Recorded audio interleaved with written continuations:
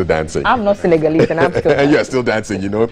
This time I said, all the teams I tipped lose. So for the final, I wanted Senegal to win. So I tipped Egypt.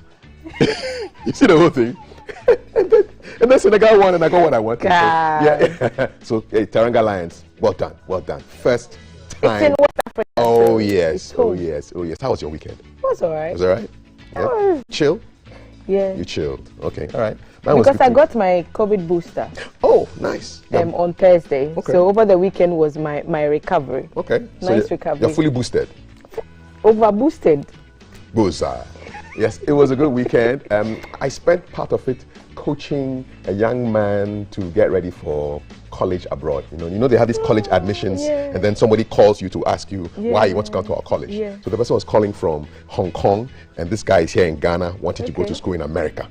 Yeah. Wow. So we went through some kind of possible questions, and then he had the session yesterday around noon, and then he sent me WhatsApp and says, "Yeah, it was great, it was great." They asked me 2 questions which were not expected, but most of everything that we discussed came through, and I felt quite accomplished. A pod drop. He's applied to 16 schools. 16. Wow. Top schools. Yeah. And so hey, so that was me. Posted on that. Yeah, that was good. Yes. Good morning and for joining us.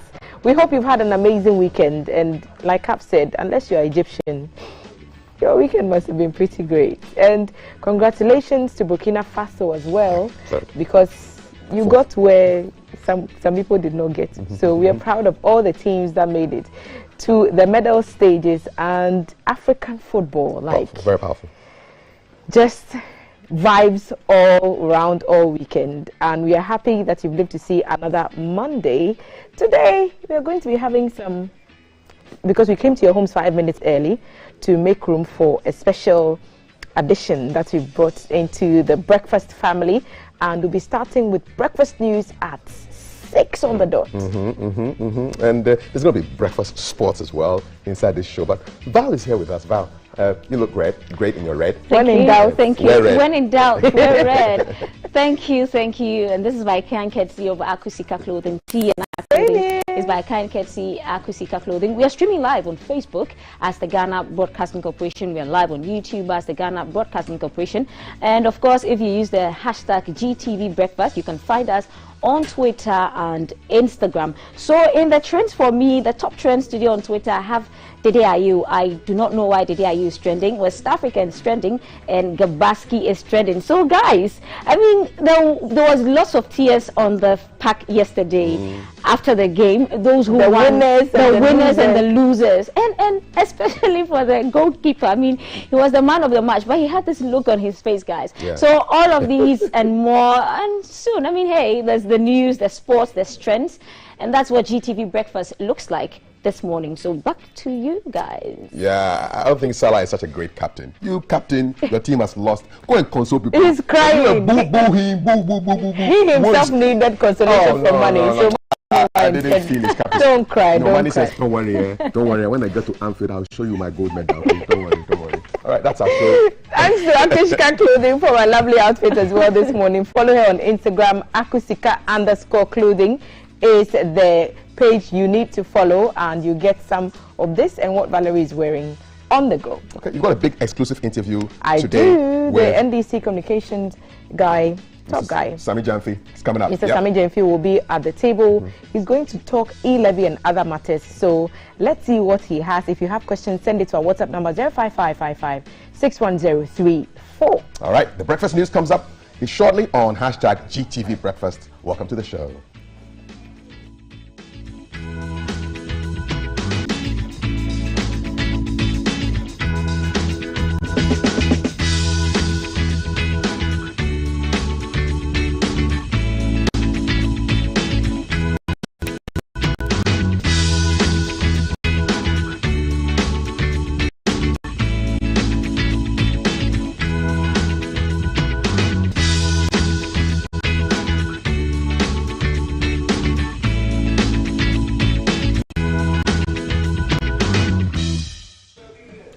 Good morning and welcome to GTV Breakfast News at 6. I am Multi-Decider Sadiq. Now, in our first story, President Akufo-Addo says member states of the African Union must work collectively to reform the global financial architecture as well as build and strengthen the union's financial institutions. Delivering his second report to the AU in the Ethiopian capital Addis Ababa on Sunday, 6 February 2022, in his capacity as the AU champion for financial institutions, President Akufo-Addo noted that the AU is currently engaged in the process of enabling 4 financial institutions to help spur economic growth on the continent. The 4 financial institutions are the African Central Bank, the African Investment Bank, the African Monetary Fund, and the Pan-African Stock Exchange. Addressing the AU in Addis Ababa, President Akufo-Addo said the slow pace of signature and ratification of the legal instruments are some of the challenges facing the establishment of these financial institutions. Regrettably, none of the AUFIs has reached the minimum number of ratifications required for the enabling legal instruments to enter into force and thereby facilitate their substantive establishment. This is detrimental to the operationalization of the African Monetary Institute, which is the first step towards the establishment of the African Central Bank. A number of recommendations have been made in the full report, whose endorsement by the Assembly would be critical towards the establishment of the AUFIs. They've been captured in the draft Assembly decision that will be submitted to Your Excellencies for consideration and adoption.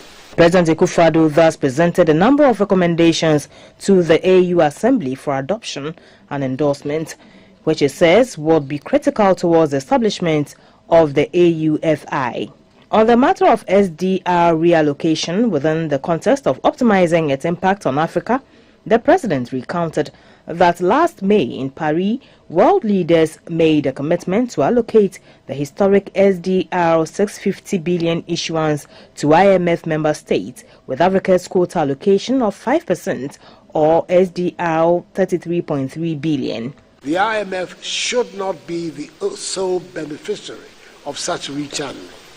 We believe that our own constitutional institutions, such as the African Development Bank and Afro-Exim Bank, should be recipients of the recycling of these SDRs. Our finance ministers and the United Nations Economic Commission for Africa, UNECA, have advocated for the use of regional development agencies to be included in this rechanneling. On rating agencies, the President called for a change in the way the financial institutions operate.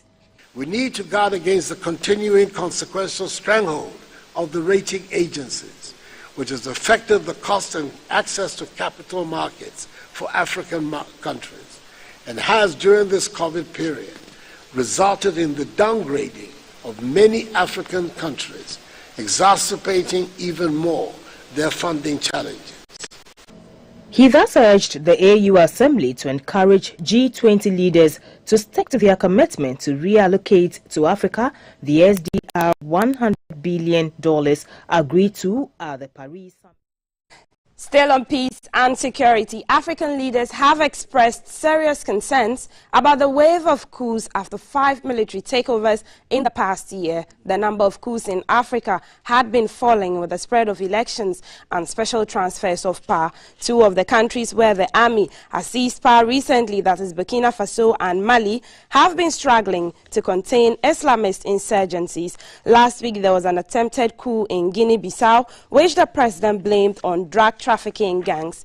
Ghana's President Nana Addo Dankwa Akufo-Addo said the coup in Mali had been contagious, encouraging military officers in West African neighbors Guinea and Burkina Faso to follow suit. While the coups in West Africa were welcomed by many people in those countries, the military takeover in Sudan in October 2021 has led to numerous street protests demanding a return to civilian rule. These have been met with ruthless force in which dozens of demonstrators have been killed. Every leader at the African Union Summit in the Ethiopian capital, Addis Ababa, condemned unequivocally the wave of unconstitutional changes of government. Head of the AU's Peace and Security Council, Bankole Adeoyo, said military government would not be tolerated. Now, following military takeovers, Burkina Faso, Guinea, Mali and Sudan have all been suspended from the African Union. Mr. Adeoyo said this was the first time such action had been taken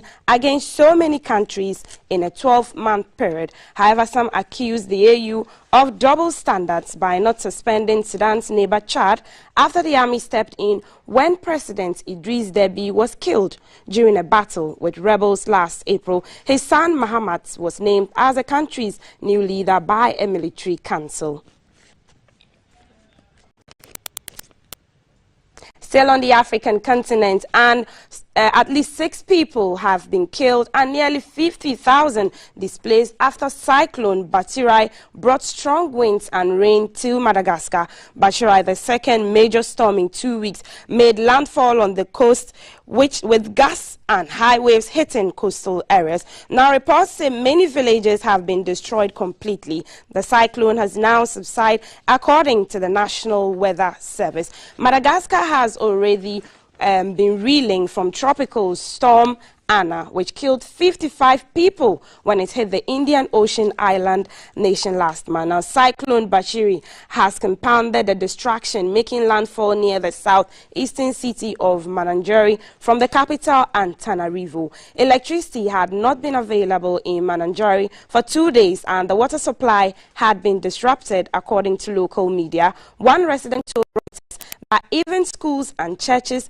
due to be used as evacuation centers, had their roofs torn off. In other places, the destruction was nearly total. Environmental Minister Vahinala Rahinarina told the BBC that many villages were nearly completely gone, with some being swept away by the storm in the east coast city of Mahanoro. The rising sea eroded a sandy hill, which is part of a graveyard. Marie-Vivienne Rosandrasana, a 55-year-old widow, sat and watched as the bodies of her husband, father-in-law and daughter were exposed.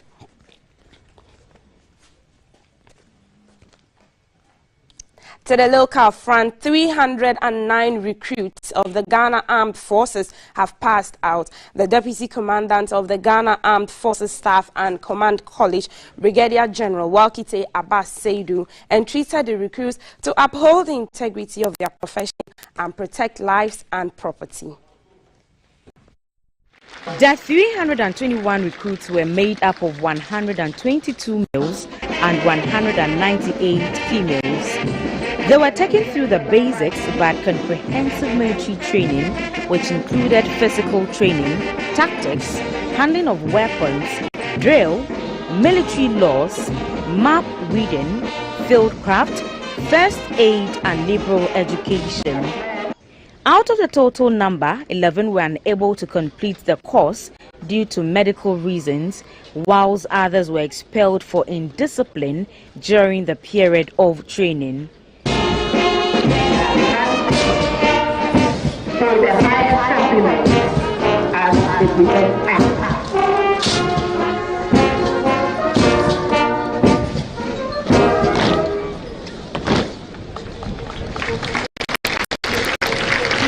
The reviewing officer and deputy commandant of the Ghana Armed Forces Command and Staff College, Brigadier General Walkite Abbas, said the Ghana Armed Forces over the years has couched a respectable name for itself through discipline, self-sacrifice, dedication to duty, courage, honesty, and above all, respect for the Constitution. He urged the new recruits to observe the laws of Ghana and uphold the integrity of their profession. Let me remind you that as soldiers, we are not above any law country. As soldiers, we are subject to the Constitution. Soldiers are not debt collectors.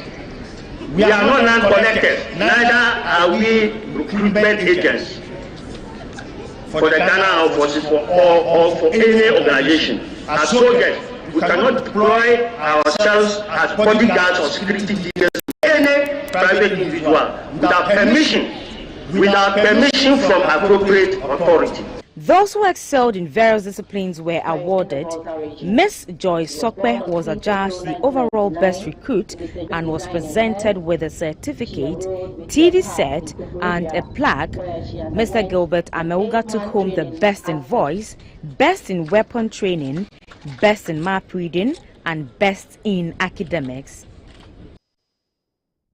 Now, road traffic regulations. The Ministry of Transport has commenced the process to review the Road Traffic Act, Act 683, and the Road Traffic Regulations, LI 2180.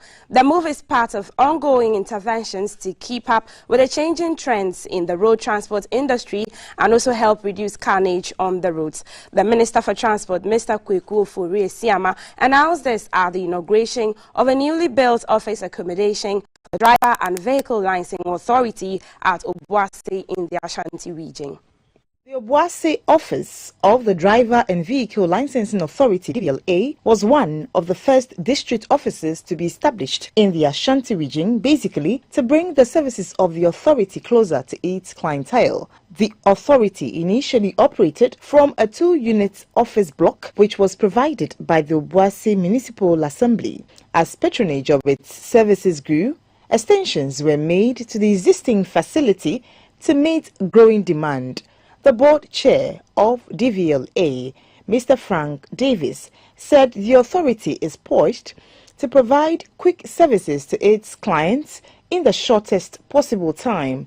The chief executive of DVLA, Mr. Kwesi Ajiman, announced some innovations to be implemented by the authority soon. On the driver's side of our mandate, road safety and thereby driver competency, we will implement the upgrade of computer-based tests in the next few months.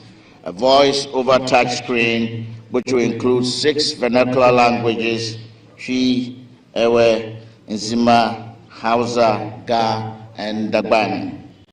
There will be compulsory refresher training for all motorcycle riders, and a unique commercial driver license will be introduced.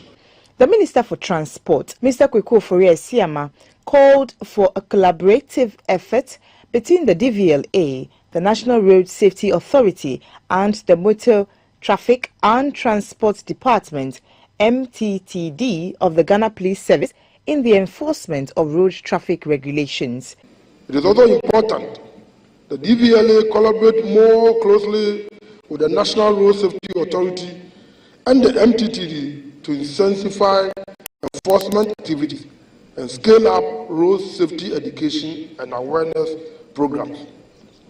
It is my fervent hope that we can count on the support and cooperation of all stakeholders to make our roads safe for all. The primary objective of the DVLA is to promote good driving standards in the country and to ensure that vehicles that ply the roads are roadworthy.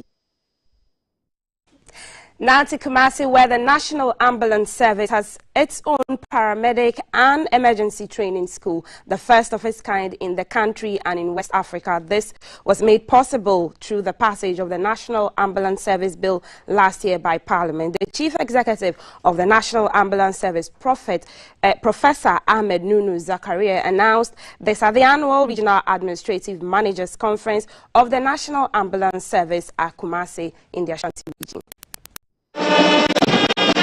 The National Ambulance Service was established in the year 2004 as an agency of the Ministry of Health and a product of collaboration between the Ministry of Health and the Ghana National Fire Service under the Ministry of Interior. As a statutory agency, the service has been charged with specific roles and responsibilities of establishing and operating a nationwide comprehensive pre-hospital emergency care. It has since its inception migrated from 7 stations in 3 regions and now present in every district of the country and attended to over 50,000 cases. The annual conference of the Regional Administrative Managers of the National Ambulance Service provides a platform for management and staff of the National Ambulance Service to take a stock of their activities over the past year and strategize well for the years ahead. The Chief Executive of the service, Professor Zakaria, commended the Regional Administrative Managers of the National Ambulance Service for their swift response to national issues, particularly recent explosion at Apiate. He charged staff to exhibit a sense of renewed hope and confidence.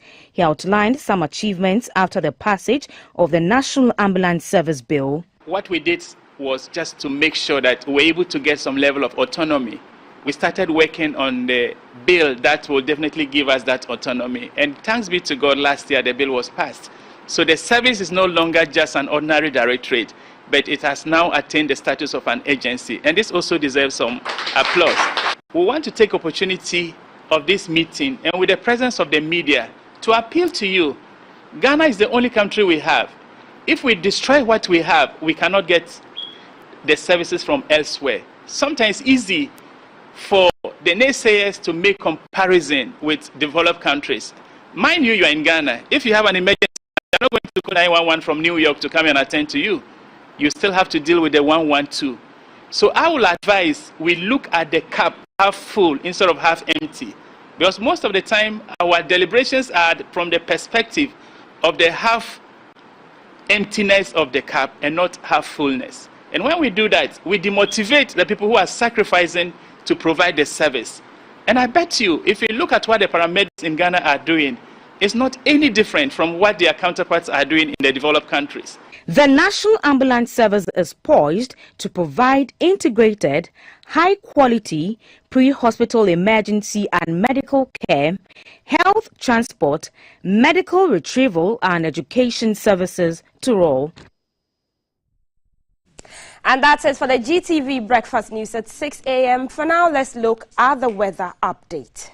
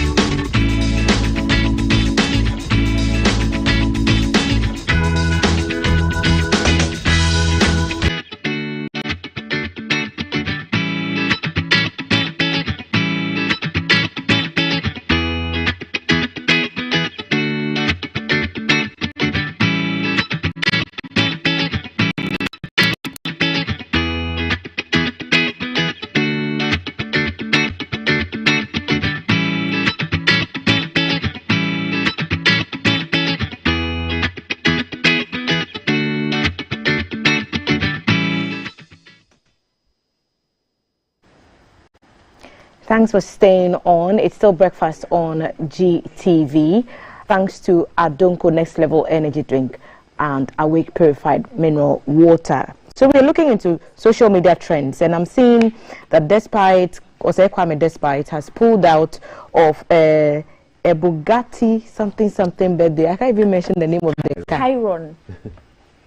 So I'm going to read this here. I mean, yesterday when the videos were flying all over, and then it says, as the Ghanaian millionaire has shocked onlookers in Accra today as he pulled out a 2022 Bugatti Chiron, a 16-cylinder sports car that features 4 turbochargers and cranks out at least 1,500 horsepower. So, apart from the fact that what I'm reading says that the car would be like really noisy car, what do these mean? Well, it goes 1,500 horsepower. And what do these mean? It goes really fast. I mean, from 0 to 100 in like 2-point-something seconds. Wow! It's almost like the car is escaping the E-Levy or something. It's so quick. It's like a plane on the ground. So yeah. So the 2022 model is between $3 million and $4 million.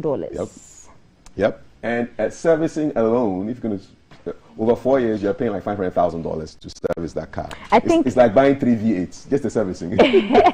I think this Ghana, we are not living in this Ghana. I mean, there's a whole Ghana, but there are 2 different sets of Ghana. Wow. My only, and good on him. Hey, it's your money, and you can afford it. It's your money. You've worked hard. Yeah. Buy it. How many roads are car worthy of this beast? Which of the roads would you drive this car on in Ghana? Tell me. It looks like it's sitting on the floor. Yeah, exactly. So no bumpy road. Yeah, there's a stretch like that from Cape Town. And then there's a stretch on the whole Sugakope road as well. If you're going through Sugakope to home. Initially, I would have said the Temamoto way. No. He goes Katanaka. So let's just agree. Okay. So it was. I mean, the hashtag on Twitter over the weekend was Bamba. You want to chill with the big boys. So apparently the big boys in Accra were all out celebrating. This is what you have to live up to. Despite, please don't drive through Somaya. Because those speed bumps. This one is definitely not coming to Amasaman either. So just stick to airport, East Legon. I think so. I think we can actually start something going. Tell us where he should use this car. In Ghana, okay? I've already told you, don't pass the Somanya road, please. Don't use the Accra motorway. Don't use the Accra motorway. So where do you go with this car? It's a fantastic car. $4 million is a lot of money. Hey, but if you can afford it, why not? Wow. Yeah, it looks like one of what they call the sports cars that are very selfish. They can't seat too many people. So if you're going somewhere with your ice chest and things, please, that car is not for you. If you want a car seat car, that car is not for you. No. This one is a fashion. I arrived in style. This is actually a quad taste. Yeah. Two-tone color, you know. So it's not for only 500 everybody. of them were made, and all have been sold. Wow. You needed a 200,000 euro deposit just to think about buying the car. If you want to buy the car, they say, you drop 200,000 down. Then we know that you are serious. Yes, exactly.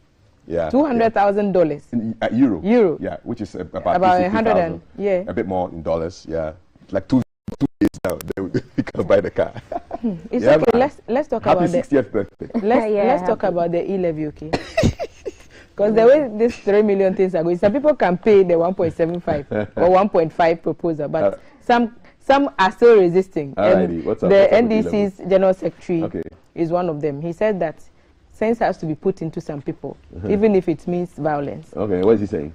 He said sense has to be put in people, even if it means violence. He's still talking about E-Levy, right? Yes. Okay. The debate on E-Levy is still raging on, but it looks like it will go through, is it not? So we might just, hey, everybody should just, it looks like it will go through. Yeah, so brace yourselves for it. Well, I think, the debate about E-Levy is still raging on. What else is new? What else is new? Is something going to change? If not, then I think that's the end of our trends. When your guest comes, you can put some of the questions. Maybe, yeah. Yes. But are we choosing violence? I'm looking forward to the conversation. So you can ask for clarification. We are not choosing violence. We are just asking, okay, so what's new? What's new about E-Levy? We'll put those questions to Mr. Sami Jemfi when he takes a seat at the table. We've been looking into our social media trends, and that's how we wrap. We are going into our health check right after the break. We'll be back.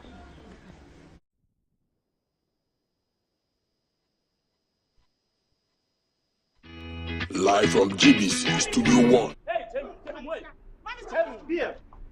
They might worry me. Watch me, you come 1 week, Mr. WBT. Oh, now, Buga, nothing. Senior, name me and you ma cut down, my business is a collapse. I'm out of banks. So, take quick credit, Jinka. Quick credit? Yes, quick credit. Who Pesica? Eddie started you maybe. Who here be seen Eddie a true with you? We are government and a private worker. Who Pesica they are till hot so. We are Busum.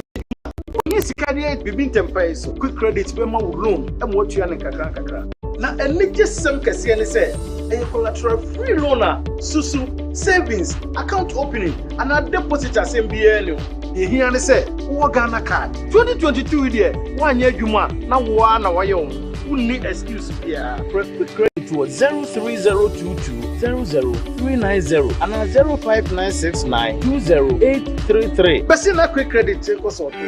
From 1921 to 2021, the journey to our centenary has been amazingly worthy.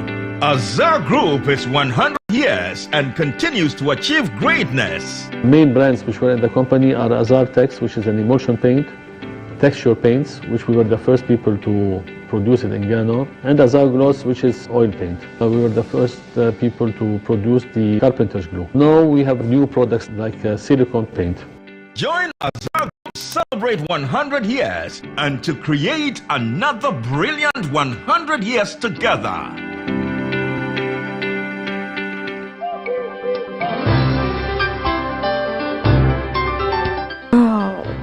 Today he has been extra sweet, and the way he looks at me.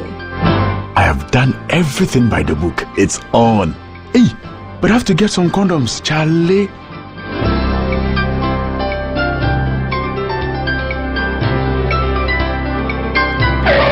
Using a condom will protect you and your partner from HIV, STIs, and unplanned pregnancy. Condoms are an effective way for protection against HIV infection. Don't take risks. Use a condom every time.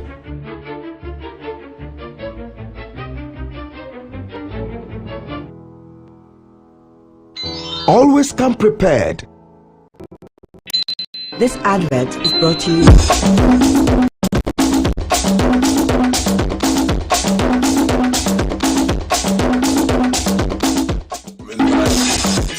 This is the breakfast show.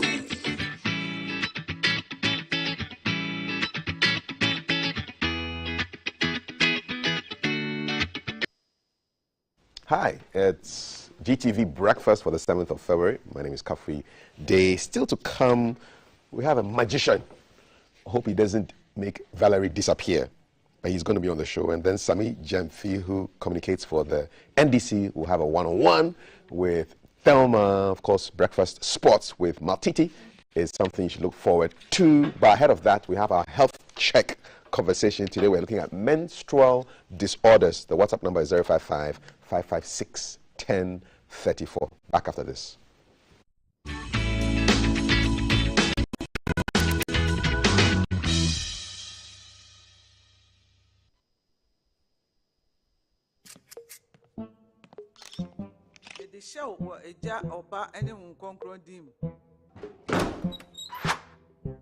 The groom is sick. What? Malaria. Malaria.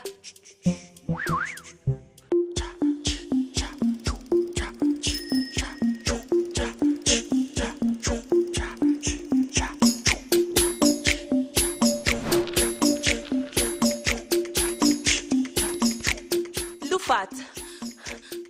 Lufat.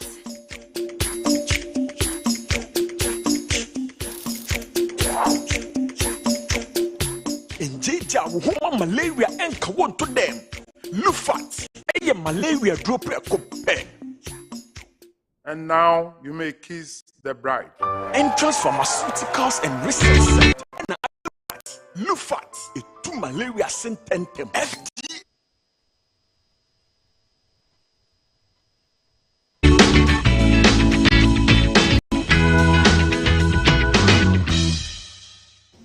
To get through to us, the WhatsApp number is 055-556-1034. This is Health Check on hashtag GTV Breakfast. Ladies, have you ever had to leave work or school right in the middle of your day because of a menstrual disorder? This is one of the major health concerns faced by women, not just in this country, but all around the world. This is one of the reasons, one of the main reasons why women visit their gynecologists. Should be a major concern because menstrual disorders have health, social, and psychological impacts if neglected. To help us look at menstrual disorders this morning, I'm pleased to be joined by Dr. Kennedy Tete Kofi Brightson. He's a medical superintendent of Shai Osudoku Hospital. It's good to have you here. Good to have you, Kafui, and good morning. Thank you. I've lived for over half a century. I still don't understand menstruation. So before we talk about menstrual disorders, please break it down for me. Yeah, menstruation, simply, is the cyclical flow of blood. When I say cyclical, it's like there's a period attached to it. That is why the word period. I have my period. So it's a cycle, flow of blood from the womb through once again, the vagina. Yes. To the outside world.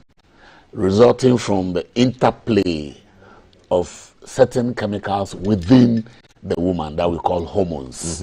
So the hormones interplay, and at the peak of it, then what builds up in the womb to receive is shed out because the baby has not come. Good. So that is menstruation. Basically, that's it. Yes. So it's bleeding. It's bleeding monthly. does that presuppose that if you don't have a womb, you won't menstruate? Yes, we'll come to that as one of the disorders. Okay. No womb, no menstruation. Okay. And you've given us why it's part of a woman's life. So, yeah, it is important, yes, because in the scheme of things to perpetuate the continuity of humanity on earth, women must reproduce. They must have children. And part of that scheme of creation is the phenomenon of menstruation. To menstruate, to ovulate, to become pregnant. So it's part of the phenomenon to populate the earth. Oh, excellent. What is the normal period between periods? Well, the period can last from 1 day to 7 days. On the average, it's from 2 days to 5 days on the average. But normally, 1 week, 1 day to 7 days. So if a woman experiences a menstrual flow in a day, there's nothing wrong. How much blood is lost during an average period? Well, in the scheme of things, the blood that a woman is losing is not very different from what is flowing through her veins. So it is important that she doesn't lose so much, so that she becomes anemic and suffers the health consequences. Therefore, the woman is not bound to bleed a lot. It's between 30 to 40 mils. In tablespoons, what is that? Tablespoon, about 2 to 4 tablespoons. Okay. I mean, not the, remember the Gary spoons we use? Yeah, no, those ones are too huge. If, very huge. If that's happening, you are in trouble. Exactly. Okay. They're not the usual tablespoon. Okay. Yeah. But can women also, I hear there's a phenomenon called spotting, when there's not too much. Yes, the spotting has got its own reasons. Okay. So once a while, then you see a spot of blood. Okay. That's the word spotting. Okay. A spot of blood in your panty liner. Remember we talked about panty liner. In your panty liner. Okay. It is very important for everyone. If you are not menstruating, if once you put on your panty, you must have a panty liner beautifully displayed inside to cover the entrance into the vagina. Okay. After a period ends, when should you expect the next one in terms of days? Yeah, the average, that's the cycle, is about 28 days. And let me clarify this point, because we've had a lot of women coming to complain that their period did not land on the 28th of the month, like 28th February or 28th January. Like a salary. Yes, exactly. It is not the date, the calendar date on the month. It is the day you count from the previous menstruation. And are you counting from the beginning of the previous day one, or the end of the day one? So day one. Okay. So if you saw your blood today, it's day one. So 7 February, yes, okay. That's the one. So you keep counting 28. So the 28th day, not the 28th. On the 28th day, you are bound to have your menses. Yes, another one. If it doesn't come? Well, if it doesn't come, there could be a delay. I said 28 is the average.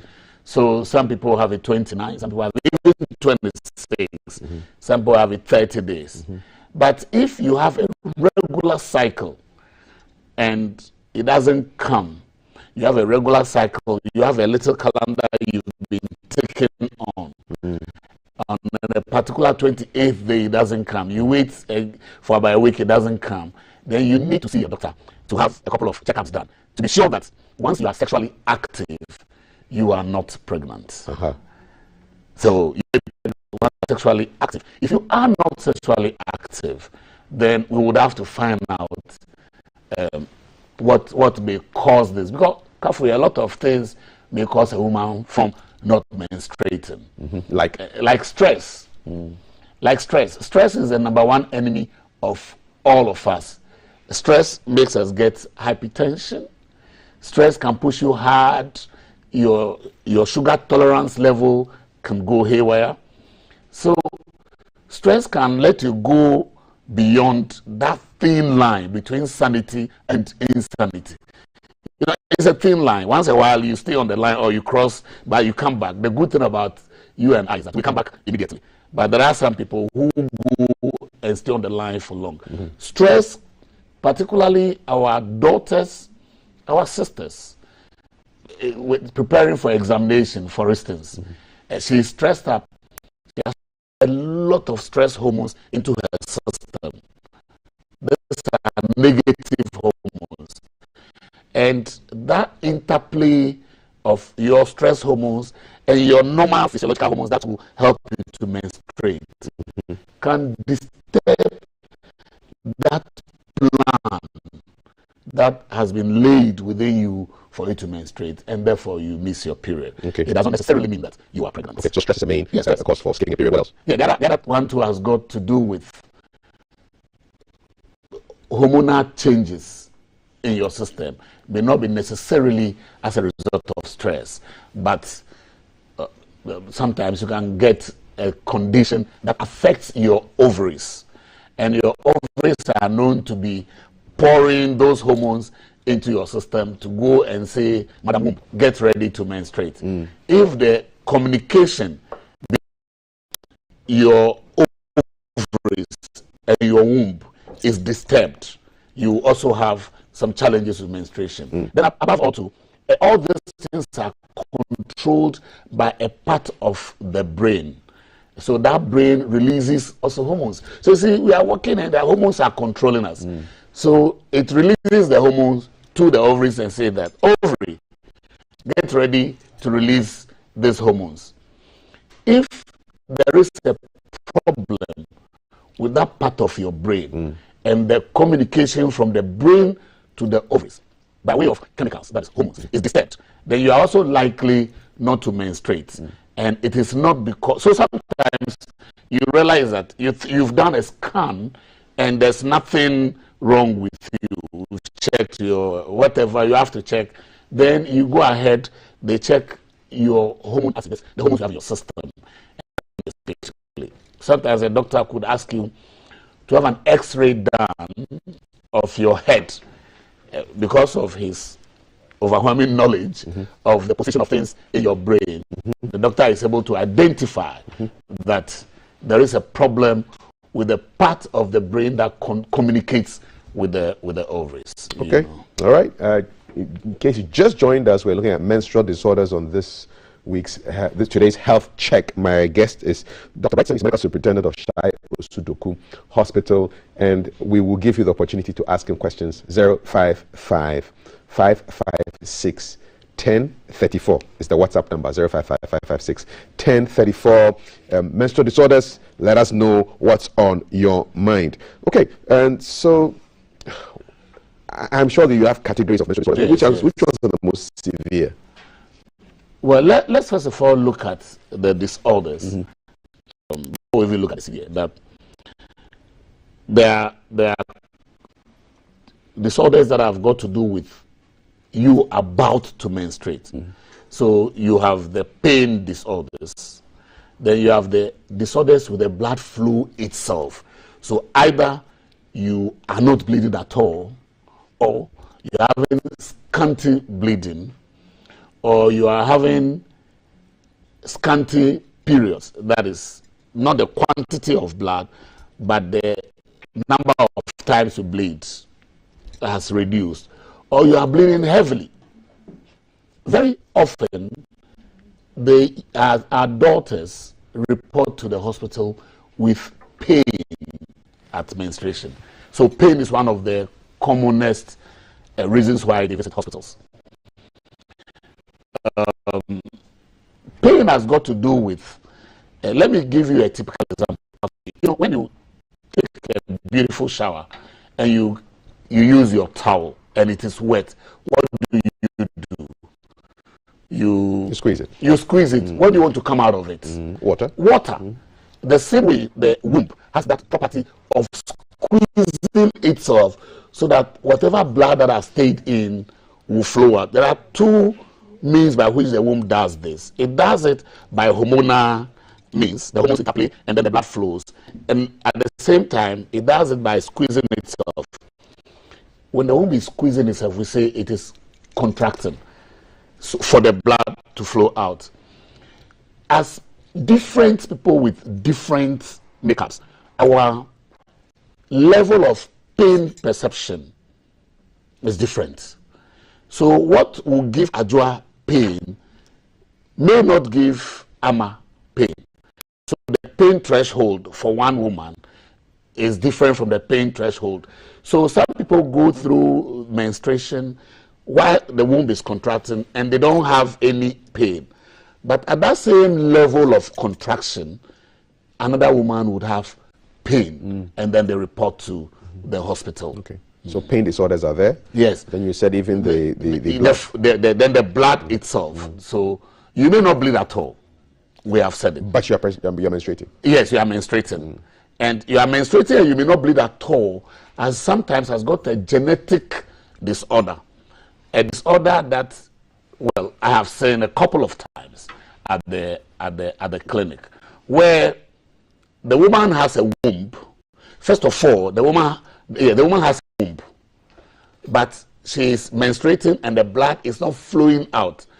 Where is the blood going? The blood is remaining above the first half of the vagina. The vagina in creation comes from two different tissues. One grows from down and one grows from the top. The one that grows from the top is part of the uterus in growth. Then the one that grows from the down is a different structure altogether. So as they meet to create that canal whilst you're in your mommy's womb, where they meet at is a plate, and the plate will get perforated and it opens up, and then there is a flow. For one reason or the other, for some women, that barrier is not broken, and they menstruate. As they menstruate, the blood collects a lot in the vagina by itself. Like a block canal. Like a block canal. Then it gives them pain. Ooh. So it is the pain that gets to the hospital. And then in investigating, in examining them, we find it out. There are other women too that have unperforated hymen. And because the young lady is a virgin, and she does not necessarily understand the mechanisms that will happen to her when she starts menstruating. So she menstruates and menstruates, and it's all loaded up, piled up in the vagina. It's also another challenge. The other one that I've also seen a couple of times is a woman without uterus. A uterus being what, a womb? The womb, okay. Yes. The woman without, I'm trying to avoid to use medical term, you know me for that. The woman without a womb. Coincidentally, there are women who have had a genetic challenge in their creation in their mother's womb. And the structures that are responsible for the appearance of a womb did not do their work well. And then the woman is born without a womb. She has a vagina, she has a beautiful, all of that stuff, but there is no womb. So such a person too will not menstruate. So those are genetic disorders that would lead to a woman not menstruating. Okay. Then there are others too that maybe due to, like I said earlier, stress level, she will not menstruate. Maybe medication. The woman is on some medication, and those medications tend to interfere with her hormonal interplay. So as a result of that, she may not menstruate. A woman who is taking some radioactive treatment, you know, for certain ailments, may not menstruate as well. Okay. So there are a couple of them. Then you also have women who menstruates a lot. I mean, the blood flow is beyond measure. And every month, she has to end up in the hospital and be transfused. That's serious. Yeah, we still have them, you know. And where further investigation shows that they have some other pathologies, some other diseases that are responsible for this. Number one amongst them is uterine fibroids. Particularly when the fibroid nodule is lying inside the womb where menstruation will come from, where the blood will flow from. Day-to-day activity, day-to-day walking, and day-to-day working as well tend to cause that fibroid nodule to undergo certain movements, and those movements traumatize the completeness of the lining of the womb. So when there's trauma, so Abi, you know what we call Abi, yes, a wound. There's a wound there. Yes, yeah. Fla, a crow, you know, in the womb. So then she begins to spot, she begins to bleed from that wound while she is not menstruating. Then when she menstruates, she has double bleeding. She is bleeding, first of all, from her normal menstrual flow as a result of a growth of the lining of the womb. And she's also bleeding from the trauma from the wound. Of the womb. So she's having double bleeding, and she bleeds excessively. Which can be life-threatening if not taken care of. A lot of them are life-threatening. And if they don't have access to hospital, or if it's not a market day for them to get vehicle to the major hospital, and you are far away in Fanchiniko Bisiasi somewhere, I don't mean there's a village called Fanchiniko Bisiasi. Yeah. So if there's a village like that, they should pardon me. I'm not trying to denigrate at them. all. So if you are in a far away residence and you don't reach the hospital in time, you may just die, and your death may also not be captured as a vital statistic in the country's record. Thank you very much, Dr. Brighton. Let's go see if we can get some questions for you this morning. It's an early morning clinic on air, and I'm sure your patients want to ask questions. All right, Tel. There is plenty to keep you occupied. So we'll start with Ms. Engman, who's saying, "Dear BFS, my periods are so light. If not for health or hygiene reason, one sanitary pad will do for 24 hours, but very painful and lasts for 3 days. Is it normal or abnormal? They are consistent too." So she says she has mild PCOS, but not overweight. Yes, so PCOS, that is polycystic ovarian syndrome. Anytime we say cyst, we are talking of a collection of fluid, let me say water, in something in the human body. So when we say poly, as in polyclinic, polytechnic, poly this, what does it mean? It means plenty. So when we say polycystic, it means that there are plenty of those collection of fluids in the ovary. Those things, when they happen, because the ovaries are responsible for the production of the hormones that help you to menstruate, then you are going to have challenges with your menstruation. All these are treated in hospital, but there's no problem with her, as she said, that her menses are normal. Every month she bleeds, except that it's light. It's light, and she's bleeding monthly, 3 days. She's okay. She's okay. She should just see her doctor, so that the other challenges may be unraveled. It could also be that there is something hidden somewhere. So she shouldn't do self-medication. She shouldn't self-medicate. She should see a doctor. The doctor will examine her, and we could unravel the mysteries behind. When she's managed for the polycystic ovarian syndrome, she'll be fine. We are grateful for PCOS. Ms. Engman, so you have your answer. Here's one from Eric, and I hear this a lot. Can you menstruate in your palm, and can you have sex during menstruation? First of all, what causes you to menstruate is a lining of the womb, which we call the endometrium. Endo is a Latin word meaning edome, inside. Emilidiente.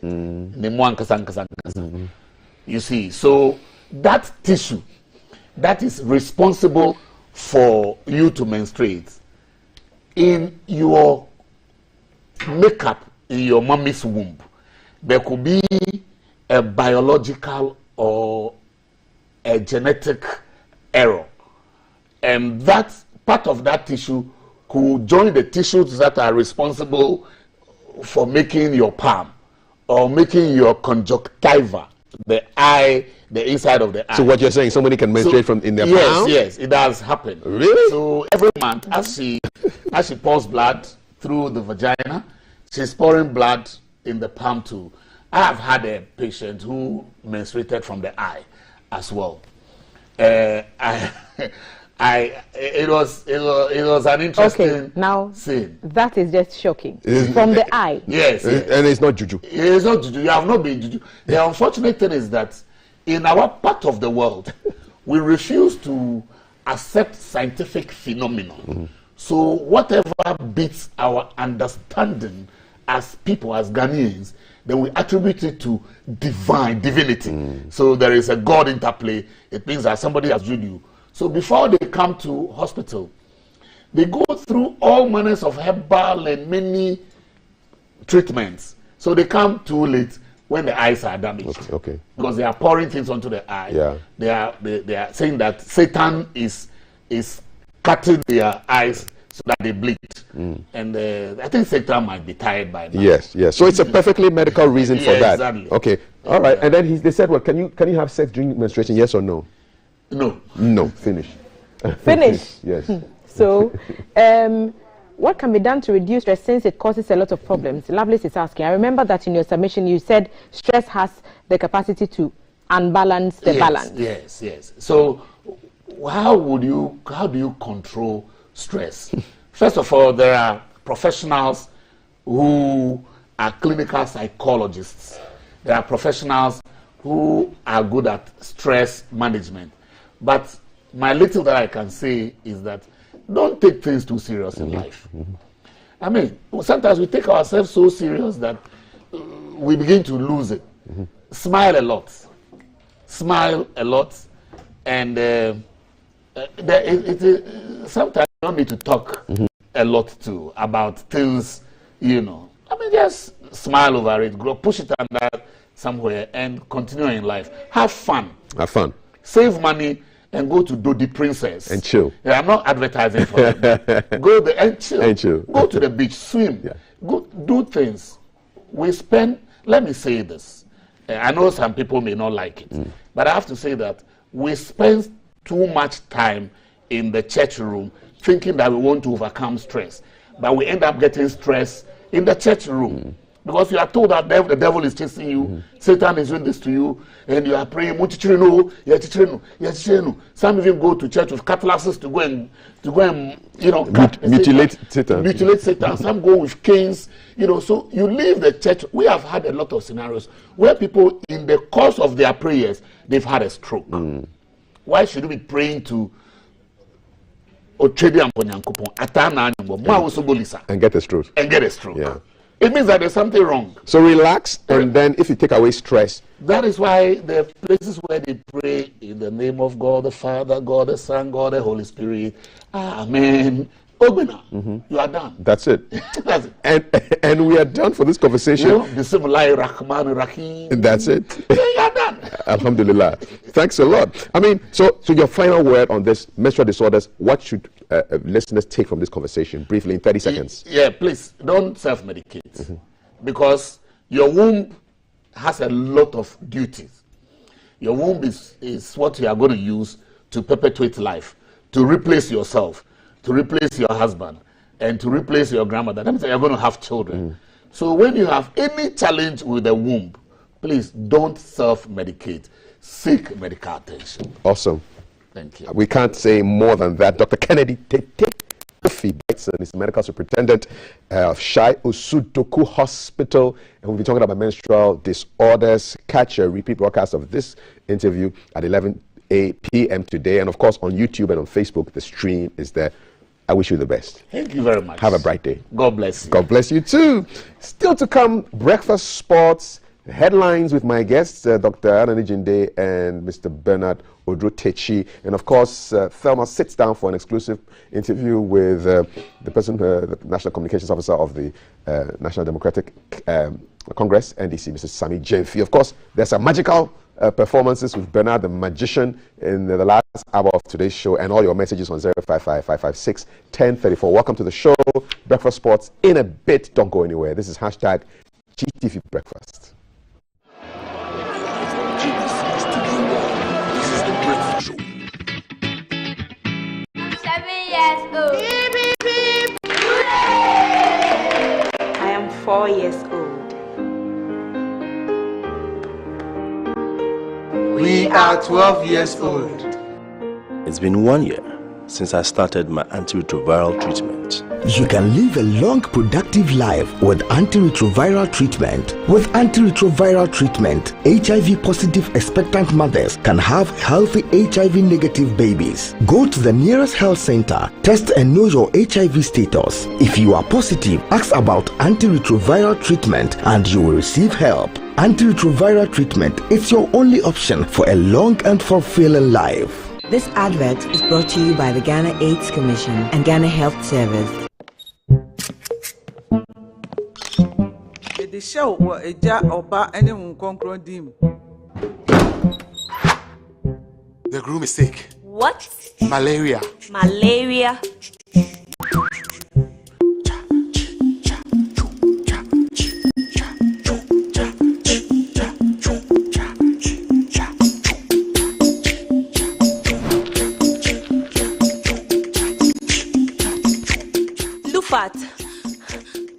Lufat.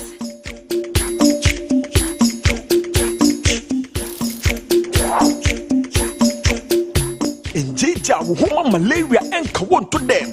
Lufat, a malaria drop a cup. And now you may kiss the bride. Entrance Pharmaceuticals and Research Center. And I Lufat. Lufat, a 2 malaria sententem. FDA, I should say a get in cratway.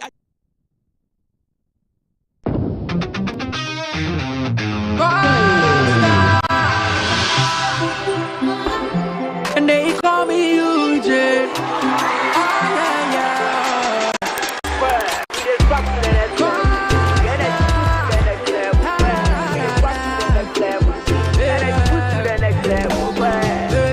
When you need a shoulder to cry, run on my pumpy, so we try was suicide.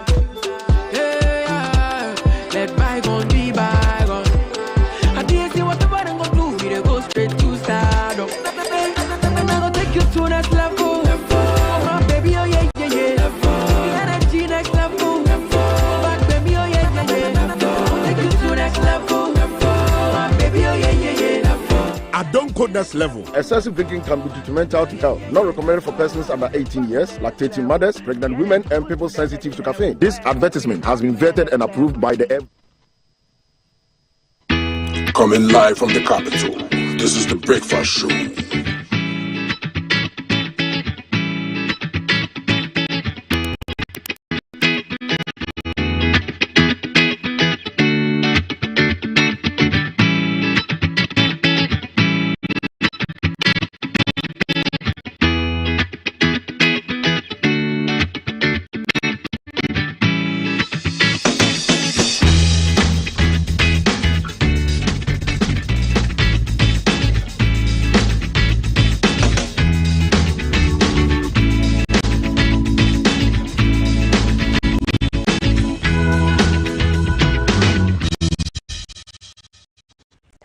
Thank you for staying on. This is GTV Breakfast Sports. I am Multi-Decider Sadeka. Stories making headlines. Now, the Teranga Lions are the champions of the AFCON 2021 for the next 18 months till the next AFCON in Ivory Coast. Also, bring you the highlights of the Ghana Premier League games. Let's start off with the AFCON 2021. Now, Senegal has clinched their first ever Africa Cup of Nation trophy, beating their Egyptian counterpart in a penalty shootout in the 2021 Africa Cup of Nations in Cameroon. Sadio Mane netted the winning sport kick as Senegal beat Egypt 4-2 on penalties. Now, the Liverpool forward, Mane, had earlier seen a 7th-minute penalty saved by the Pharaohs keeper, Gabaski. Chelsea's Edouard Mendy denied Mohamed Lashin to give Mane the chance to win it in Yaounde's Olembe Stadium. Gabaski had made 3 good saves from Senegal's Bamba Dieng in extra time. And in a match billed as a battle between Liverpool forwards, Mane of Senegal and Egypt captain Mohamed Salah was the former who had the decisive word. After 2 previous final defeats, Senegal are Africa Cup of Nations winners at last, while Egypt missed out on a record extending 8th continental crown that would also have been a first for Mo Salah. It shows that if you work hard, you will persevere. If you will get what you want. Senegal coach Aliou Cissé said, "I'm very emotional because the people of Senegal have waited for this trophy for 60 years. All 4 of Egypt's knockout games at the tournament went the distance, and the North Africans had beaten Ivory Coast and host Cameroon on sport kicks and rode to the final." Gabaski had already saved 4 penalties at the tournament by the time the match went to a shootout. But on this occasion, the 33-year-old ended on the losing side.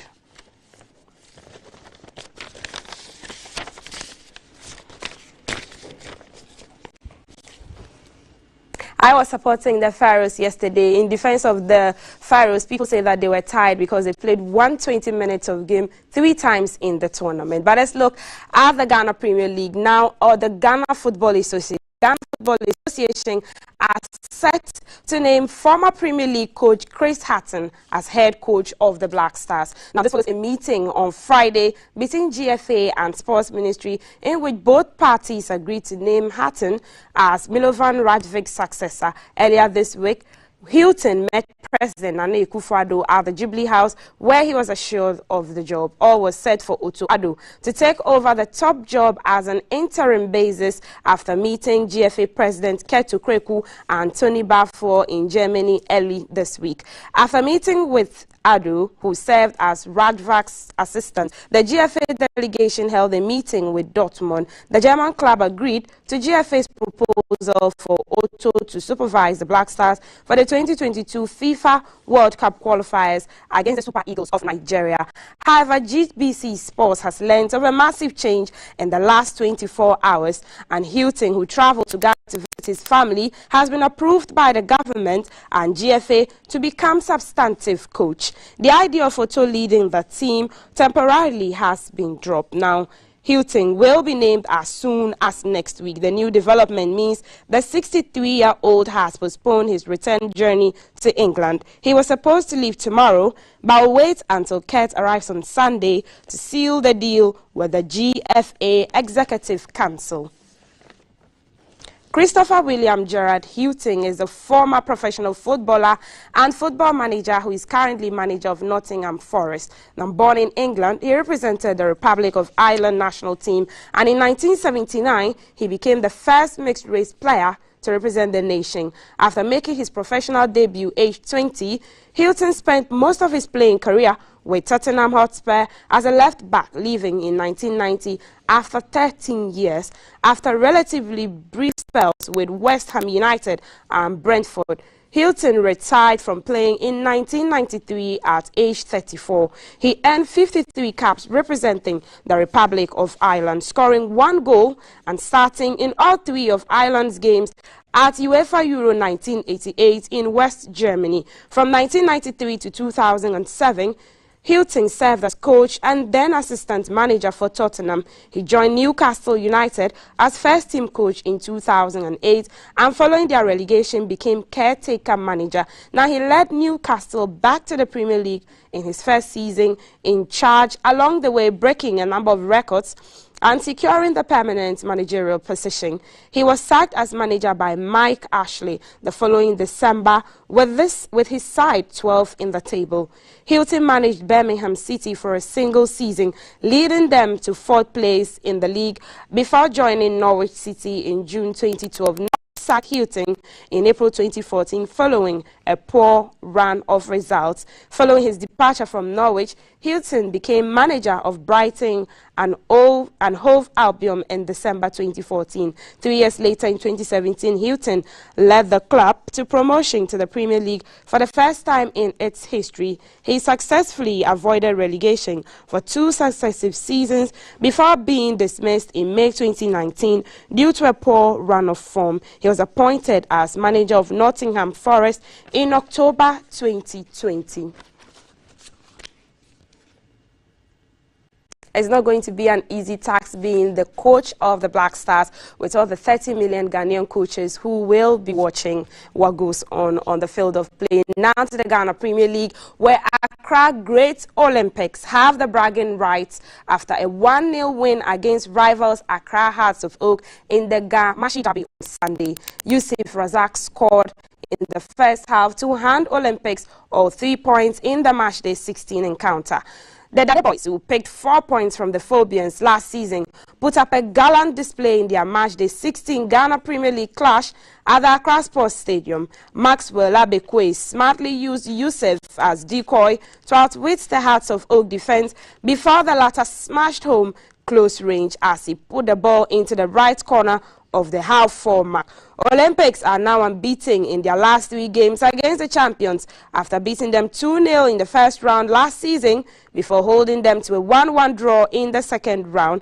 Hearts of Oak coach Sam Obwedu brought in Kofi Koji, Abdulaziz Nuruddin, Fatah Mohammed and Sule Muntari in the second half as they pushed for the equalizer, but their effort wasn't good enough to rescue the champions. Olympics showed promise right from the start as they played to a pattern to keep former player Glasson Awako and Efriye Banye at bay. James Akaminko and Abdul Bashiru and Oko Gripman were absolutely brilliant in the game with a more determined display to stop Hearts of Oak from causing havoc. Hearts were better in the second half and threw everything at Olympics in the closing stages. But Olympics were resolute enough to claim the bragging rights again. The Phobians threw men forward in search of the equalizer, but Great Olympics held on to the win to win the encounter. The result ends Accra Hearts of Oak's 31-game unbeaten home record and pushes them down the league table to 7th with 23 points, 10 clear points behind leaders Asante Kotoko, who play Elmina Sharks on Monday. In other matches, 11 Wonders failed to unlock the defense of Wafa as the two sides shared the spoils in a 0-0 draw at Ohene Amia Park at Echiman on Sunday. In Dewu, Dreams FC lost yet another home match at the Theatre of Dreams as they lost 1-0 to Brekum Chelsea. The only goal of the match was scored moments by Kelvin Obeng few minutes before the break. Now, Karela United were held by Legon Cities as the Crosby Ewuo Park as Owu's Boachi Emmanuel scored a 43rd minute equalizer to cancel Jonah Atukwe's opener as the game ended 1-1 at Enyase. Scored from a rebound after his penalty was saved.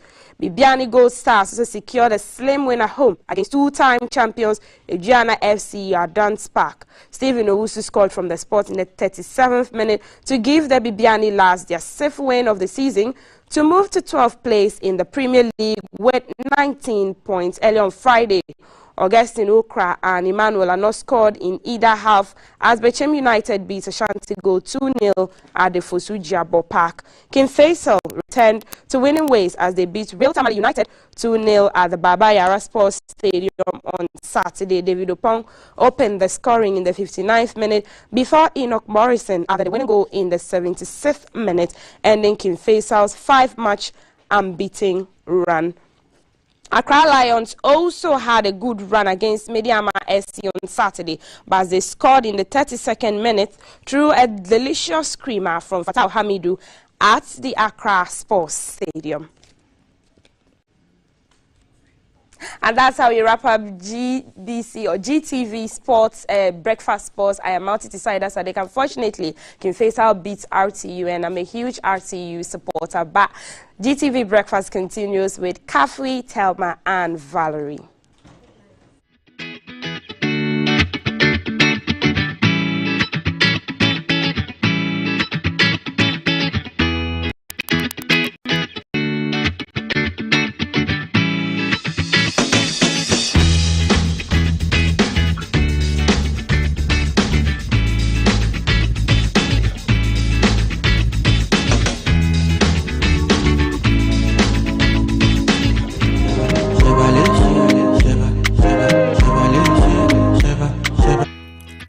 Live from the capital, this is the Breakfast Show.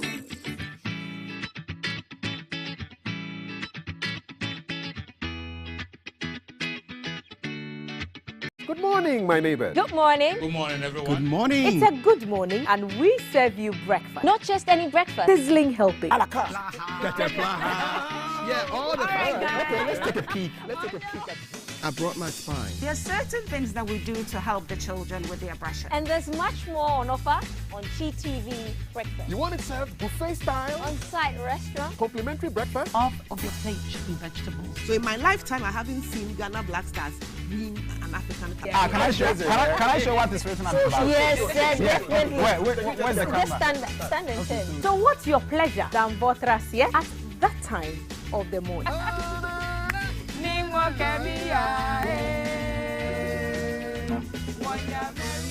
So never skip breakfast. On GTV Breakfast. From Monday to Friday at 6 a.m. We've got you covered with a trusted team.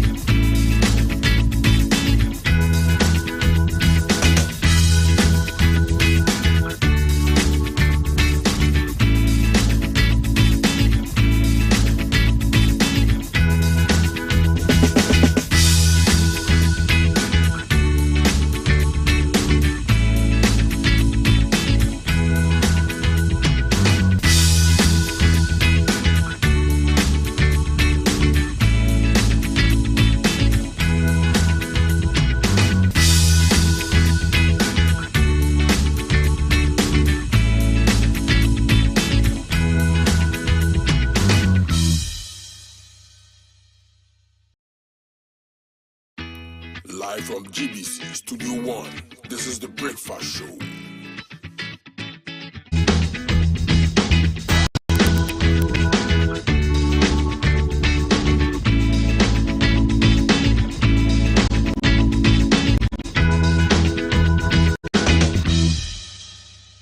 Okay, Adekule Gold, love that music. It's about 7:15, and in an hour's time we'll have Sami Jemfi, National Communications Officer of the National Democratic Congress, to have a sit down, having breakfast with Delma. Send questions ahead to him on 05555561034. There's magic in the air, and has nothing to do with spirits. Somebody's going to do something with Valerie. Hope they don't disappear anywhere. You know, and she should disappear to Senegal to go and chill with the Senegalese, because I think we have the first dreadlock coach to win AFCON. Cisse, yes, powerful. And it says a lot about sticking with the person to do the job over a period of time, not this thing. You know? Yeah, so we're happy for Senegal, and we're happy that you're watching this show. And I've got with me two guests who are also supporting Senegal yesterday. Bernard Odro Techi, he's the regional coordinator for the Commonwealth Alliance for Young Entrepreneurs, West Africa, and Dr. Kweku Anani Jinde. He is a corporate governance expert and a lecturer with GIMPA Law Faculty. Gentlemen, good morning. Where are your Senegalese flags? You have to flag. No, I was supporting Senegal. You were supporting them? Yeah, I was supporting Senegal. Okay. And you're pleased? And I was very pleased. And you know, Sergio Mane, he plays in Germany. Yeah, He used to play German. That is the favorite player of my son now, Nathan. So yesterday he was glued to his television watching, and when he missed the first penalty, he nearly cried. But after the end of the day, when he won for Senegal, we're all very happy. And it tells us one thing: consistency brings good results. But if we, as a people, we decide to change our coach like we are changing your underwear every day, you can't get any good results. I started the case of Jürgen Löw in Germany, who took them from 2006 to South Africa, then finally to Brazil. So consistency is the name of the game. So let us also look within. And I'm more excited because the Senegalese coach is a black man. That's indeed. He's indeed. He's a Senegalese. Exactly. So what any other Greece can do, the black man can also do, and perhaps do better. Yes. Local coach. A local coach. We empower him, we train him, we give him all the resources. I think our local coaches can deliver. Indeed. I think this is my first comment. But before I end, let me thank Mrs. Ellen Mensah of East Legon. She donated a whole box of books to my project. For your library. Thank you very much. And I thank you to Curfew. Thank you very much. Thank you. I'm going to bring Bernard in for his thoughts on the Senegal victory. But I also found out that the Egyptians put a ban on their local league hiring foreign players to be goalkeepers for the top team. So they were able to nurture a whole host of Egyptian goalkeepers, and one of the results we saw was Gabaski in the post for them, who was an excellent goalkeeper. But it shows the power of policy, making sure that certain things happen so that your team can develop. I mean, years ago in the 60s and 70s, the great Pelé was not allowed to leave Brazil. They actually passed a law that he is a national asset. He cannot leave Brazil, so that he was able to now ginger people to develop the sport there. So policy is important in sports development. Now to Senegal, your thoughts? Yes, Kafu, let me say good morning to your viewers. I think from the ECOWAS perspective, I was seriously in support of Senegal, if for nothing at all, because I was not hoping for the Egyptians to break the 8. Because the Egyptians, they were on 0.7. They won 7 cups, and they were looking to meet the 8. They wanted to break the 8. But I was so happy that yesterday they couldn't break the 8. But that wasn't the point. The point is about the ECOWAS love. The point that Senegal is part of us. If for nothing at all, Ghana out, Nigeria out, Cote d'Ivoire out, Mali out, Guinea out, Burkina out. By the default position, I was Senegalese fan yesterday. And when we lost out on the first penalty opportunity, I felt it so bad. But then it was a very tactical display of quality football. You could see from the wings, the formation, and at a point, anybody who knows football very well, they were resetting on the pitch. At a point, the Egyptians changed their tactics and formation. Then quickly, Senegalese did the same thing. So on the field of play, both teams changed their formation on the pitch. And when they went into the full 90th minute, you could see that the Senegalese got more opportunity to score.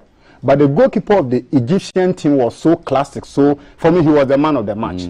Saving, first of all, a penalty. Then even in the full penalty shootout, he still saved additional one. But there's one thing that I took home. Quality takes time.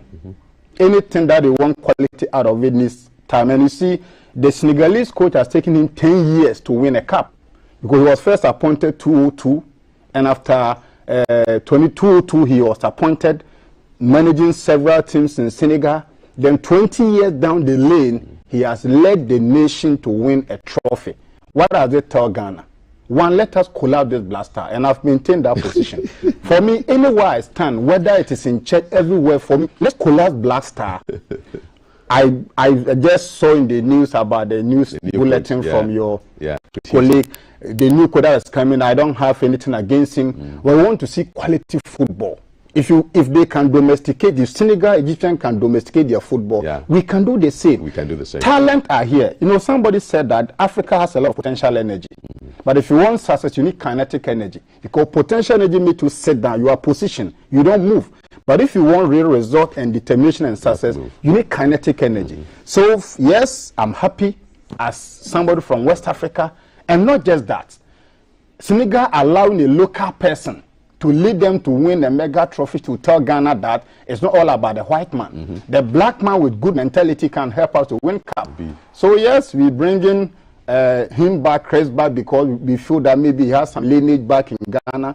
But that should not be the point. Let's go for local players. Let's collapse Blaster, rebuild it, go down the trenches, go to the Kentampo, Sunyana, or Masechra, everywhere. Get the quality. And get the quality. Indeed. I'm just going to, my final point on this is, just checking out the Egyptian team, 7 of the players come from their domestic league. 7 of them. So the Salahs and the Trezeguets are just additions, small spices. Yeah. But the core of the team plays in Egypt. They know themselves, you know. But hey, kudos. So lots of things to learn from that. There is something in football called cohesion. The more the players stay together for a long time, the whole cohesion, the comradeship is built. Yes, sir. You can be in a field of 11 players. If there's no comradeship, I can get the ball, I won't give you a pass. It does happen. Yeah. If there's no comradeship, I can be with you in the 18 box, give you a pass to score a goal. But because there's no comradeship, I want to score and get the name. Yeah. But if there's cohesion and comradeship, wherever you are, I can get the ball, flank it to you, score, and the nation will be proud. Indeed. The lack of comradeship is what we saw during when the Stars were playing. You could clearly see that they were not playing as a team. Individuals. They were playing as individuals. And for whatever reason, I think I support what Bernard said. Yes. We should just dissolve the entire team and start from the beginning. Start from the beginning, yeah. Bring it back. The talents are down there. Creative distraction. No, we just dissolve. You just dissolve it, and we start from afresh. They're there. I mean, what do you think after the AFCON? That's my question for you. Go check it out on my Twitter. What do you think? Should we just collapse the Black Stars and start again from the ground, from ground zero? Would love to know. 055-556-1034. WhatsApp as well. Okay, let's go into what's happening in the news. Couple of headlines for you. Daily Graphic leads with a big picture of toll booths. I suspect this is the one around on the way to Valley View, and I've always thought about it also. They say remove all toll booths. They are a danger to motorists, says the National Road Safety Authority. I agree with them.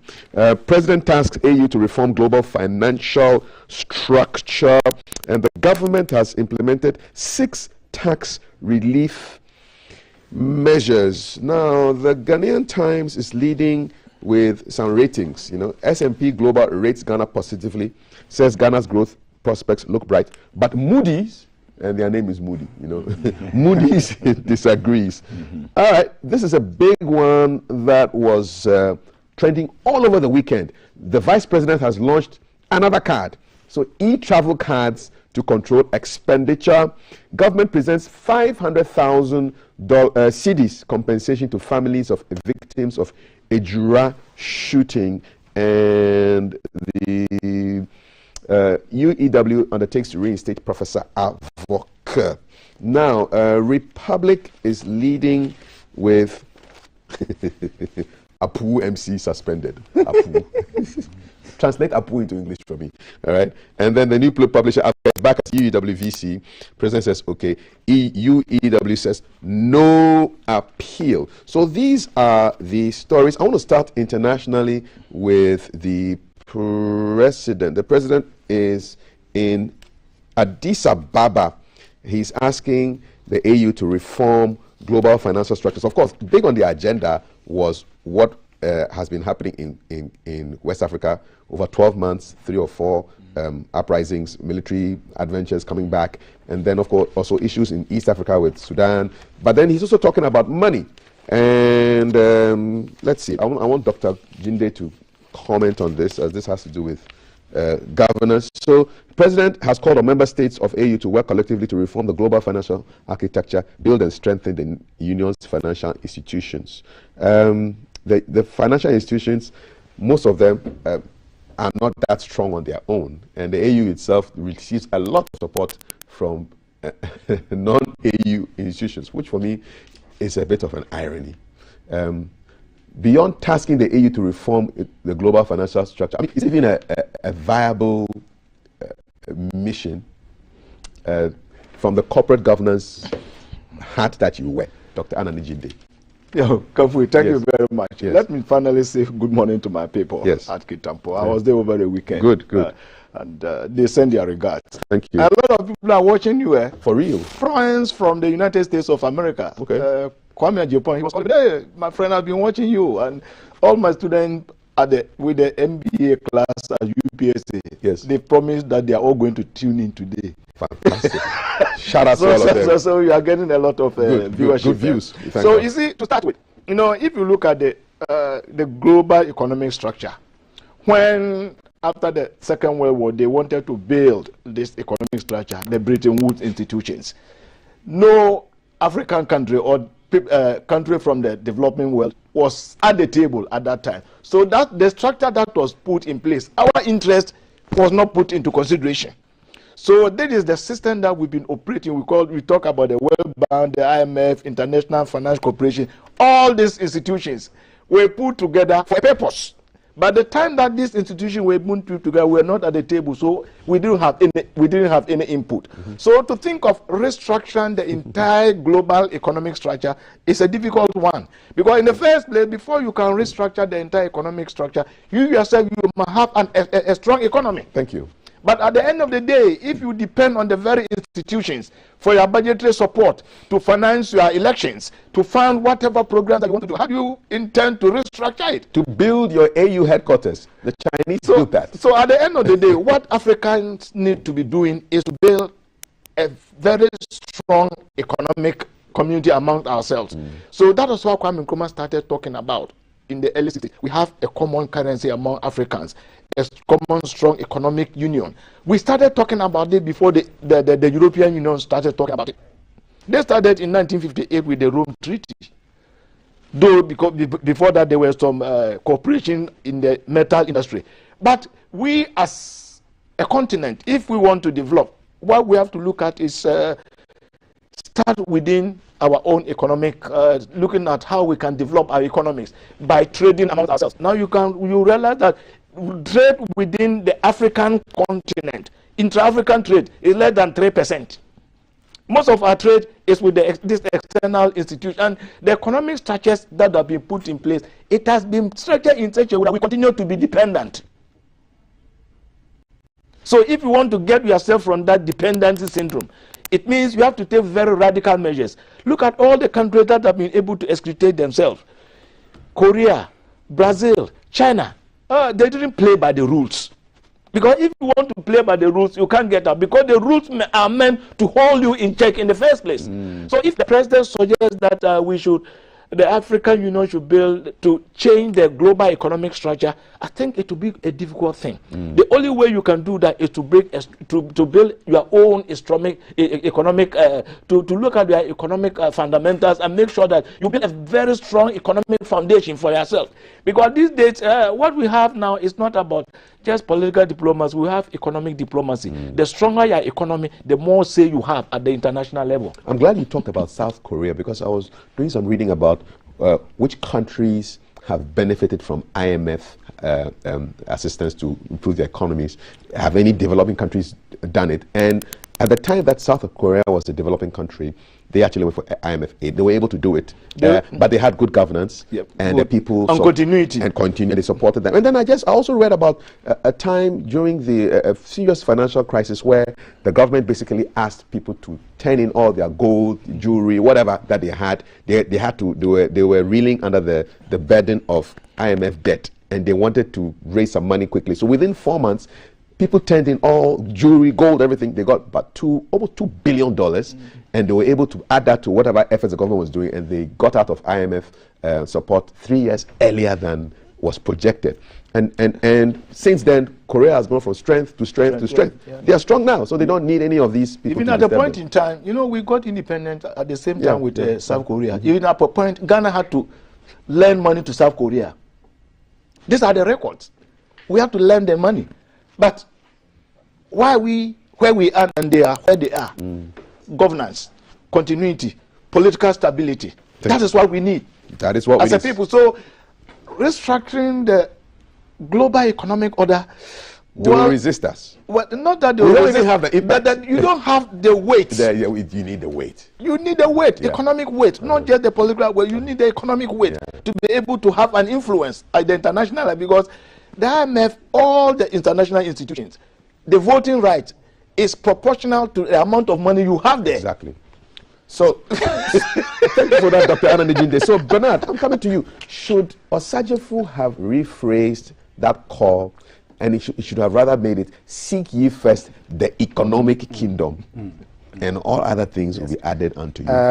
Kafu, before I touch on or I respond to that question, let me say something on the public sector ranking over the last week. I was, combing around and I saw the public sector ranking for the year 2021. And I saw that GBC as a public institution was ranked 6th. And it is something that, we should say you guys are doing a good job. Because in the past, let me be very honest and blunt on your show. If you pick many 10 people, 9 will say, oh, they don't like GBC. These people are at mode, they are cake. But place 10 people in Ghana today, and I tell you, 7 people will say, oh, GBC, they are doing well. One, it could be that institutional leadership that is up and doing. Leadership. Leadership. Then also the employees. And let me tell you, this production team, anytime it's on Sunday, I put my alarm, 4:30 a.m. to wake up and come here. It is because if you look at the GBC newspaper review today, there's a class. The usual partisanship is not what people are seeing. People want to see their real issue being talked about, and they are finding it here at GBC. So let me say a big congratulations to you and your team and your management. And I have said that let us work hard to go either first or second. We want to be number one. Forget about second. We are going for number one. General Motors CEO said that if you're in a field of competition, that you must aim for 1 or 2 or you don't compete. So we are part of the team because we come here every Monday. In fact, we are indirect employees of GBC. Yes, indeed. Indirectly, yes. Yes, so we want to see that in the 2022 ranking, we're up there. We must be up there. Back to your question, and Doctor put it rightfully. You see, he will pay for the papa call for the tune. When you go to a funeral and people want song play for them, it is a person who pulls the money whose song is played. So in the same vein, at the international level, yes, the president's speech is good, it's spot on, but it's rhetorical. It's rhetoric because when you say these things, the UK, the US, the German, they read this statement, they laugh at you. I work with the Commonwealth, and I know how they behave. If you take the Commonwealth as about 54 countries, 18 of them are from Africa. 18 out of 54 are from Africa. But if you go to in terms of key decision making, I tell you the 18 countries are not united. They are not unified. You don't have a voice. You don't have a because your economy is not strong. You don't have the weight. If you take South Africa and Nigeria out of the 18 countries from Africa in the Commonwealth, the remaining 16 are not economically strong. Okay, so Mr. President, your statement is good, it's timely, but you must have the fundamentals right. Look, from the economic perspective, I'm not against borrowing, and everybody should get me right. Any economist who said that borrowing is not good, then you are not a good economy. But then you must borrow to invest in something that is of value. So if you borrow and you put up hospitals, roads, schools, and it can generate a revenue to pay for it, that is good borrowing. So when you say, you ask a question, did Nkrumah get it at the point wrong? I will say yes. In my candid view, Nkrumah was too much continental than localized. And it fit into even the Black Stars agenda. If you localize your vision, you get real results. Nkrumah was much concerned about how he can fight for Africa to be united at the expense of Ghana. If you look at the money Nkrumah doled out to many countries, including Singapore, Guinea, and fighting African emancipation, if Nkrumah had devoted about 50% of that money to doing the thing Ghanaians needed at that time, Ghana would have been far ahead of Singapore. Look, not even Singapore. Take Malaysia, take South Korea, take Singapore. All these countries at a point were on the same pedestal with Ghana in terms of developing. But today, they are 1,000 miles away from Ghana. Why is this so? Because their leaders thought of their country first. Look, if you cannot put your house in order, why must you be concerned about your neighbor's house? And that is the mistake Nkrumah did. Nkrumah was much concerned about his neighbor's house. For me, anybody who aspires to lead Ghana, put Ghana first. You can be eyeing to be AU chairperson, ECOWAS chairman, you can go to international level, speak all the Ghana Beyond Aid and all those big things. But in the home, what is the bread and butter issue? What is the road network in Ablekuma, in Kintampo, in Bolivambo, in Sunyana West? What is the food crisis situation in your country? What is the level of education? And you go to Singapore today, they are not focused on read, chew and pour system. Singapore is purely creativity. Because they know that, look, we've done the chew and pour for years. The result is negative. So if you go to Singapore today, the usual people becoming first in class is not there. Yes, level of education today is that let people become more creative. Let they think ideas. How would they be able to translate their ideas to function? So, Mr. President, we all believe in the vision you have for the country, but our fundamentals are weak. Our fundamentals are that when we borrow, we don't invest in things that will create the needed revenue to pay for the debt. And I'm happy Moody raised the issue of the downgrade. People say we are stable, they say we are negative. Kafui, I'm not much concerned about this grading. I'm not a fan of these things. I want to see that in my community, my road is done. If you go to Japan today, their debt to their GDP is almost close to 200%. But they are doing well. So the issue of the debt ratio to GDP and the downgrading should not be a concern to me. But rather, if we can have quality healthcare, better education, improve agriculture, and these things can pay for the loans we go in for, I'm all for it. So Nkrumah was too continental, was too Africanized, and these things created a loophole in Ghana to the point that the things Nkrumah should have focused on and done properly, he was much concerned about making a name out there at the expense. That is why today, Singapore on the same level with Ghana, they are far ahead in terms of development because their leader thought of Singapore more than the global. So we should keep it home. Keep it home. Domesticate. Domesticate and keep it home. What do you think? I'd love to hear from you. 055-556-1034. President tasking the AU to reform the global financial structure. And my guests are thinking, listen, you know, we need to, it can only happen if you are strong. And Dr. Anna Nijinde says, if you continue to play by the rules that have kept you where you are, it ain't gonna happen. You have to think, if not outside the box, throw the box away and just think creatively. Bernard echoed the same sentiments. We have to focus on what we are doing here before we can launch out. If you have a different view, I'd love to hear from you. Bernard touched briefly on the rankings. Just add to what Bernard said. You know, when we are at GIG, we had all these students coming from South Africa, Namibia, so we're all from all over. And they were hosting them at the International Students Hostel. Meanwhile, when I came from Bole to Bamboy, I didn't have a place to sleep. And every month they were giving them $50 because some of them were refugees. So look at the impact that it has made. You know, at that time, $50 at that time. No, it's a lot of money. It's a lot of money.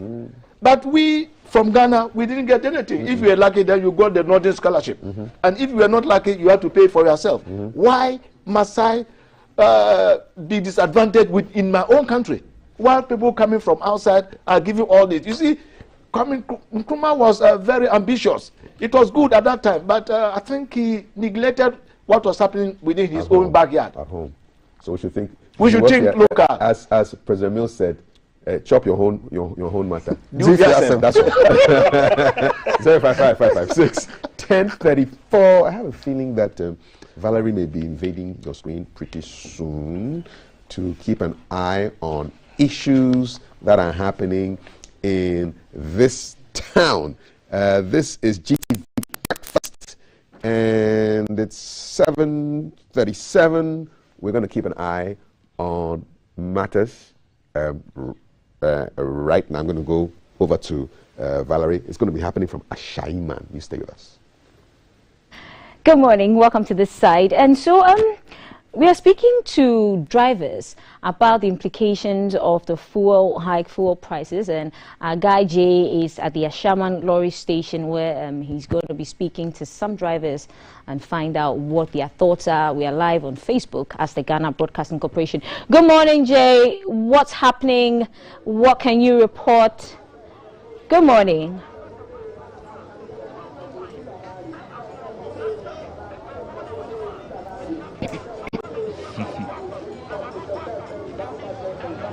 Thank you so much, Valerie. So it's keep an eye here on hashtag GTV Breakfast. And like you rightly said, we heard about the fuel price increment. So we're here at the station to find out the sentiments of the drivers at the station. Of course, before I go to them, they've been telling me as fuel has been increased, it's also affecting their livelihoods because the fares haven't been increased and they are still operating at the same cost, but everything else has gone up. For instance, when they go to buy spare parts, when they are buying fuel as well, and of course when they need to buy some of their basic needs for their livelihood, everything else has increased except their fares. So they are in closed-door meetings with government and with all the bodies, relevant bodies, so that they can speak to them and help them to adjust the fares accordingly. You and I both know once the fares are increased, of course, we are not happy about it, but from the way they are speaking, we can understand where they are coming from. So you're not going to take my word for it. I have a few of them who are here and ready to express themselves and tell us exactly how they feel about the fuel increment and how they are going to adjust their fares accordingly. Good morning, Baba.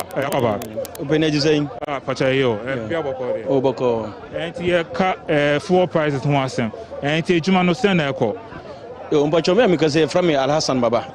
me da Ashama Cooperative Transport ano me na me yomu penny ene kra ne obusa no nyame ne kra nim ne yadaba for no mra ade chi ade sen nyina no mu di complaints eba say fuel o motor no eja omu hu nso bachani sisia money government kasa na say yempeni for the government sin konya se ne be ya obetie ne ye de kotu nanim no onye bibi ewo fuel increment no homaye. Okay, in Namuka say like prices, no fuel price increment are affecting mo. Say motor spare parts, they say in Yamana not affecting mo. And unkwana. I'm saying yes, spare parts unkwa because spare parts dey akaho ana fuel so eton so and so ekaho because sebi me penny no mrano am ye dwuma e wo hai e officer complaints e ba e for no dwuma no mo ye no omu disika nyina e to fuel. Nti ye ne mpeni for enkasa se ne be ya aban be tie so yesem na otuma bibi emaye. Okay. Nti latest by Friday most betu mu first no man I say mo nya margin here. Before be adwen no adwen de ye gusu twan ne mpeni for no be ka kire ensan yesusu yetumi hu na mo ye betu efa ho. Okay. Ambachani. Thank you. Let me just speak to another person. Good morning sir. Akwaba. Apome. Na nyamadumo ye hu ye. Pastor also then our worker. Ye fem Abdullah Mohammed. Okay. Ye wa shama men stamina ho. In fact, fuel na higher green. Ma ye drivers na muko a omuba problem. Omuko omuba me problem. Obimpo mu ji omka fiam ya na sakwa chobio. Say yes ana system ti. Also if we say transport fares more increase and say increase to 50%. 50% also. And normal. I say spare parts tax room be high. Oh, 50% there too much. But maybe at 25 and I say 30%. 50 and 60 po. 50 there say also. So one go for more chocho and chocho mo na ye kan no. Say 50% or 60%. 50 to 60. 40 30 nyama. But say be bia boy oil then be bia boy. Okay. So that's his sentiment. Fuel should be increased by at least 50%. Trying to come in by. Let me just speak to one more person. Sir, good morning, Akwaba. Boko. So, but also Kanka station here. Me chairman Ekasa Sisiano. Okay. In fact, say fuel increment no. Say emre no kwanya me ni. Say driver ni kitaka krapo odwisa nti ono aga say dua odwini po. On sheda en car no kan ko na dwini kan so. Fuel na hand because obetu ka afia akọ te say de kpando wana ho obeba onya hwede ene ekọ na okọ no mfaso be na onya e onya mfaso bia ti esra ban no ohwe pa ma esra no pa. Okay. So basically, this is what they are saying. The fuel has gone up, and they're also praying that the fares should go up accordingly, so that they can also best live their livelihoods, their lives, and all that. Because the increase has affected them greatly. So this is all that they are saying. The sentiment is it should be increased. This is the report from the Ashama May station. Back to you, Val, in the studio. Jay, for that report. That was Jay who came to us from the Ashaman, the main Ashaman lorry station. He was speaking to some drivers about the implications of the increase in fuel prices. And still to come, we have a conversation. T is going to have a conversation, a one-on-one with Mr. Sami Jamfi. We also I'm going to be speaking to Bernard, the musician. Remember, the Yellow Couch is made possible by Quick Credit and lending, and they say lending is made easy. The show is made possible by Awake Purified Water. Remember that every time you buy a bottle of Awake Purified Water, a fraction of that goes to the Cardiothoracic Center. So I encourage you to buy a bottle of Awake today. Also, Adonko Next Level Energy Drink. Our guy Alan is on standby at the Kaneshi Tama station, and he's also going to be speaking to some drivers, and that's where we are keeping an eye from. He'll be on our screen shortly. We are live on Facebook as the Ghana Broadcasting Corporation. We are live on YouTube as the Ghana Broadcasting Corporation. On Twitter, we are the GBC Ghana, and on Instagram as GBC Online. And of course, if you use the hashtag GTV Breakfast, you find us on all the socials. All our handles are verified, and so if you share content from us, it is authentic content. GBC, and Alan will be on my screen shortly. Here. Good morning, Alan. What's happening? Where are you reporting from? Good morning, Val. I am coming to you from the Tema station, where the truckers will load into the two overhead from Kanishim to Accra. As we're all aware, it is the Monday where fares were expected to have gone up at least by 30%.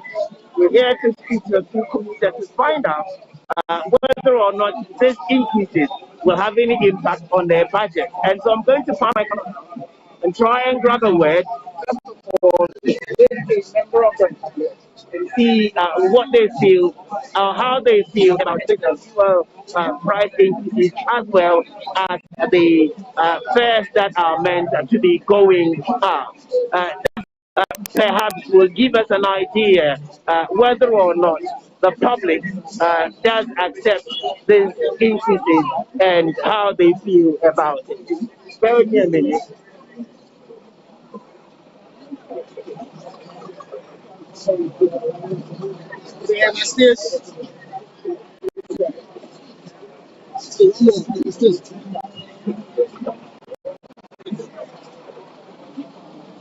All right, no more money.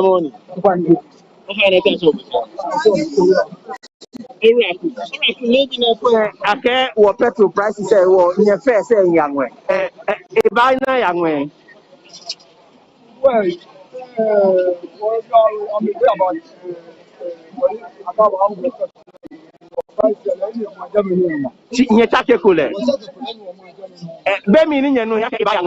passenger say call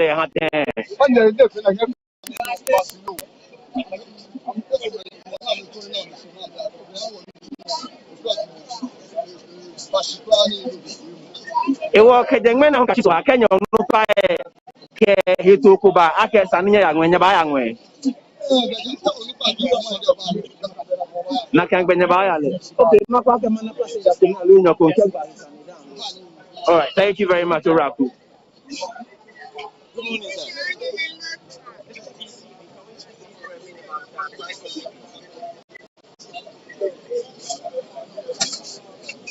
We were told first we're going to go up this morning. Would it have been better for you if prices had gone up this morning? Come again. Prices were supposed to, food fares were supposed to have gone up this morning. Unfortunately, especially for transport owners, this hasn't been the case. How do you feel about it as a passenger? Well,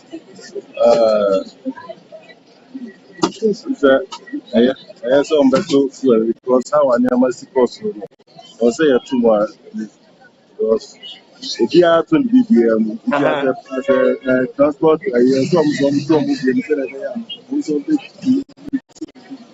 Okay, so he's had to leave us, but I will try and get us one other person, a passenger specifically, to find out what their views are with regards to the increases that was meant to have happened this morning, but fortunately for commuters, that didn't happen.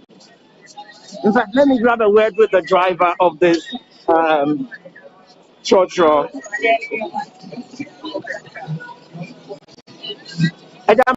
Morning. I'm not playing with the demonstration. I'm not paying much to two first.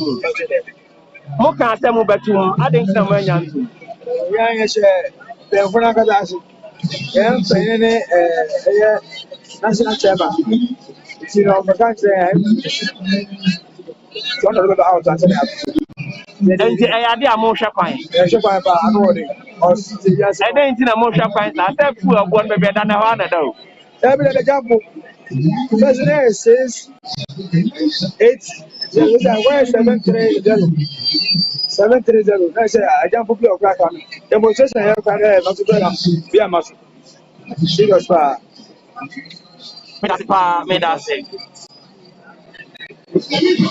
So that's the view of one other driver. They're looking forward to price increases, and so all they're doing now is wait on their leadership to come to them and say they can go, and immediately they will go.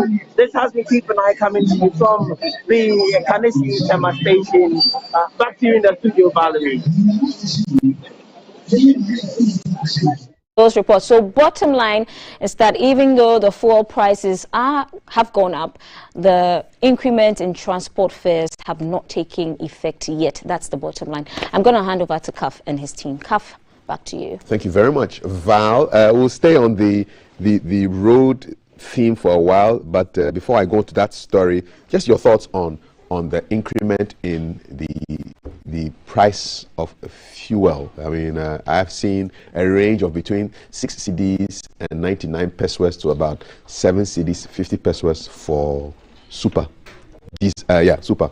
Yeah, just your thoughts as a road user and a buyer of fuel. We are all feeling the effect. Yes, sir. To be very honest, when 2 months back, when I filled my tank, my car is 3 liters. So full tank was around 480. But now I'm thinking about 560, 600. It's a lot of money. It's a lot of money. Yeah. Meanwhile, my salary remains the same. Yeah, it doesn't jump like that. Then I cannot change. I cannot charge more for whatever services I provide outside my teaching. So I think it's been tough. We have to be very honest. What changes have you made in terms of driving your vehicle? Yeah, I only drive when it is very necessary. That's all. Either I'm coming to GBC or I'm going to my office at Hacho or I'm going to teach at Gimpa. If it's not very necessary, I don't go. Sometimes if I just need something that's not very important, sometimes I just call for Uber. Or sometimes I join Trotro. Yeah. Because sometimes I want to see what people think. You have to have the feel. When we're students and then doing national service, joining the Trotro, sometimes you miss some of these things. Yeah. So sometimes I say the Trotro. But to be very honest, things are hard. Things are tough. Things are very hard. We have to be very honest. So I think if government can do something about it, that is the tax element. Can't we do something about it? Me, I'm not an expert in this area, but can't we do something about it? Maybe the tax element that we impose on some of these petroleum products. Can't government do something? Me, I don't know. Government should be able to do something because the price, the fuel increases, is having an effect on all of us. But I must add that it is a global phenomenon. It is a global phenomenon because when I travel outside, I realize that fuel prices in other jurisdictions have also increased. So I think because this is a global phenomenon, we can say, because it's a global phenomenon, we should just overlook it. Maybe we can find local solutions to resolve our own unique situation. Well, globally, the pay levels are quite different from what we have here. So it will be wrong to do the comparison because it's global, others are paying the same thing. We should try to find local solutions to our own local problems. So I think government should do something about it. It looks like today's keyword is domestication, right from football to economics and now to fuel. The theme I see running through is that we need to solve the domestic issues. Your bite on the fuel prices and likely increase in transport fares. They haven't increased, but they will. Kafu, you see, when it comes to issue of fuel, no political party must do politics with fuel. And any political party that does it will one day wake up to catch up with you because of 2 reasons. One, the exchange rate regime of your country. And don't forget that we explore crude here, but we have to export it to another country for OPEC to control it. And in buying it from the world market, you don't use your currency. You either use the pound or the dollar. And once the fundamentals of your country is always weak and the exchange rate is always built against you, automatically you always realize that fuel prices always go up and up and up. But then the element of the built-up tax element of it must also be reviewed. For me, because of the media engagement we have access to a lot of some of the politicians on both sides, both the MPP and the NDC. And in fact, yesterday I got a call from one MPP who is also a minister, and he knew I was going to be here today, and he was trying to explain things to me on the energy front and stuff. And you see, the reason why the price of fuel now keeps skyrocketing is that the government thought the E-Levy could be approved earlier. Okay, so there was a lot of hope in getting E-Levy approved to push the government from the ESLA, energy sector levy kind of stuff, but they realized that now the E-Levy is a standstill, so the government needs to fill a certain vacuum And that is why you remember the MPA suspended this ESLA, but they brought it back just last week. It is simply because E-Levy is not happening either today or tomorrow. Don't forget that the finance ministers of last week is making an attempt to withdraw the E-Levy, the bill from Parliament, and reintroduce it. The implication is that government has a shortage, kind of a gap in its revenue fill up to the state, and simply because now the toll booth is no more. And for me, some MPs do feel that the road minister rushed in abolishing the toll booth in Ghana. But they cannot come up because of party discipline. And for me, I'll say it bluntly. The decision taken by the minister was a rush. It was not what thought through. Because, look, carefully, you're taking a bill to a hung parliament, and there could be an element of a backlash or it not happening at all. So why couldn't the government have waited long enough for him to exhausted all the things on E-Levy? Then the toll booth could have been scrapped. Assuming without admitting that each man toll booth gives you, let's say, 40 million Ghana cedi. Today, you are not getting it. And this thing was scrapped way back in November. Calculate from November, December, January, February today. So you see, the things you are seeing today is self-inflicted. I see it to be that the actions and international certain government appointees had brought this untold hardship on Ghanaians. Because, believe it or not, fuel prices will go up for the next days and the next weeks because there's a shortfall in government revenue. The shortfall could be that E-Levy has not gone through, toll booth is gone, government is also unable to borrow from the international market because of the downgrade. And because of the downgrading, a lot of investors in the money market and the capital market do not see Ghana appetizing enough. So it's kind of a self-inflicted situation occasioned by actions in action commission or certain government appointees. So for me, I'm also pleading with the government. You see, some of them buy fuel with coupons so they don't feel the hardship. But those of us seated here, for me, hitherto in the past, prior to this whole ESLA, I was buying fuel 550 a week. This time around almost 800 a week. How can you survive? And you see, it's not as if we don't love the government. You see, anybody who tells you loves you. We want to see the government succeed because if the government succeeds, I've succeeded.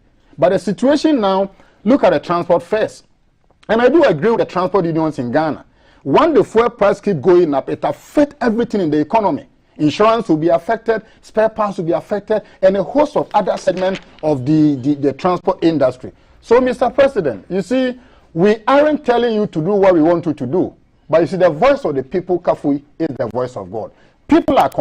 Right. Real hardship in the system. If the government can temper justice with the economic foundation, Ghanaians will be relieved. Okay, before I get to Thelma with the messages, just a last note on road issues. So, Daily Graphic front page, there's a picture there of a toll booth. I'm suspecting it's around the Valley, on the way to Valley View from Accra. Remove all toll booths. They are a danger to motorists. The National Road Safety Authority and engineers are telling the Ministry of Roads and Highways. And I said this from the beginning, and I've been saying this, that listen, it's dangerous. Now there's no toll again. Nobody's stopping to pay anything. Why aren't these mini houses just raised to the ground? Now, so engineers are talking, insecurity issues are there. You know, people, you don't know who is hiding behind these things and throw up a barrier and rob you or whatever. When contacted, officials of the Ministry of Roads and Highways said a decision has been taken to decommission the structures, but could not confirm the scheduled date for demolition. I cannot believe this one. It's 4 months now. I'll go for messages and I'll come back to you. No more tolls. Destroy the stuff. Just use a grader. Demolition is so, building is harder than destroying. All you need is a big caterpillar or something. Just drive into the thing. Train me. Give me 1 hour's training. I want to just be inside that thing and I'll bring the thing down. It will take more than that because in case you go with a caterpillar, after demolition, there will be debris on the road. Clear it. And all these things will come with a cost. So it needs to be planned. And the usual Ghanaian thing, it's in the pipeline. The messages are also in the pipeline on 05556 1034. And Thelma is the engineer that is going to unclog that pipeline. Am I? Carry on. Carry on with the messages coming in 05555 61034. Always tell us your name and where you're reaching us from, So the sports conversation is buzzing on the screen, and this one is saying it took Aliou Cisse, a black coach, 8 years to win a trophy for Senegal. Consistency and trust in their own has paid off. Yanum Ankaya Pamu. Akamaya Pamu Nana PSC community. And it's true. I mean, it's true. Yanum would have sacked this guy long ago. So here are opinions being shared about the AFCON.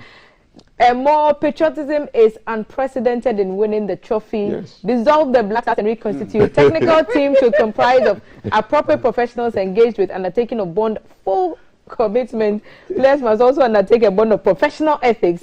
So many more suggestions going on. It's a tall list from Simeon. We just want a cap after 40 years. Is basically what he's trying to say. I'm going to try and navigate a few more, perhaps the ones on the top on the full prizes, more on the Black Star. So why is it that Black Star coaches and this are FA are not seeing players like Benatekpete?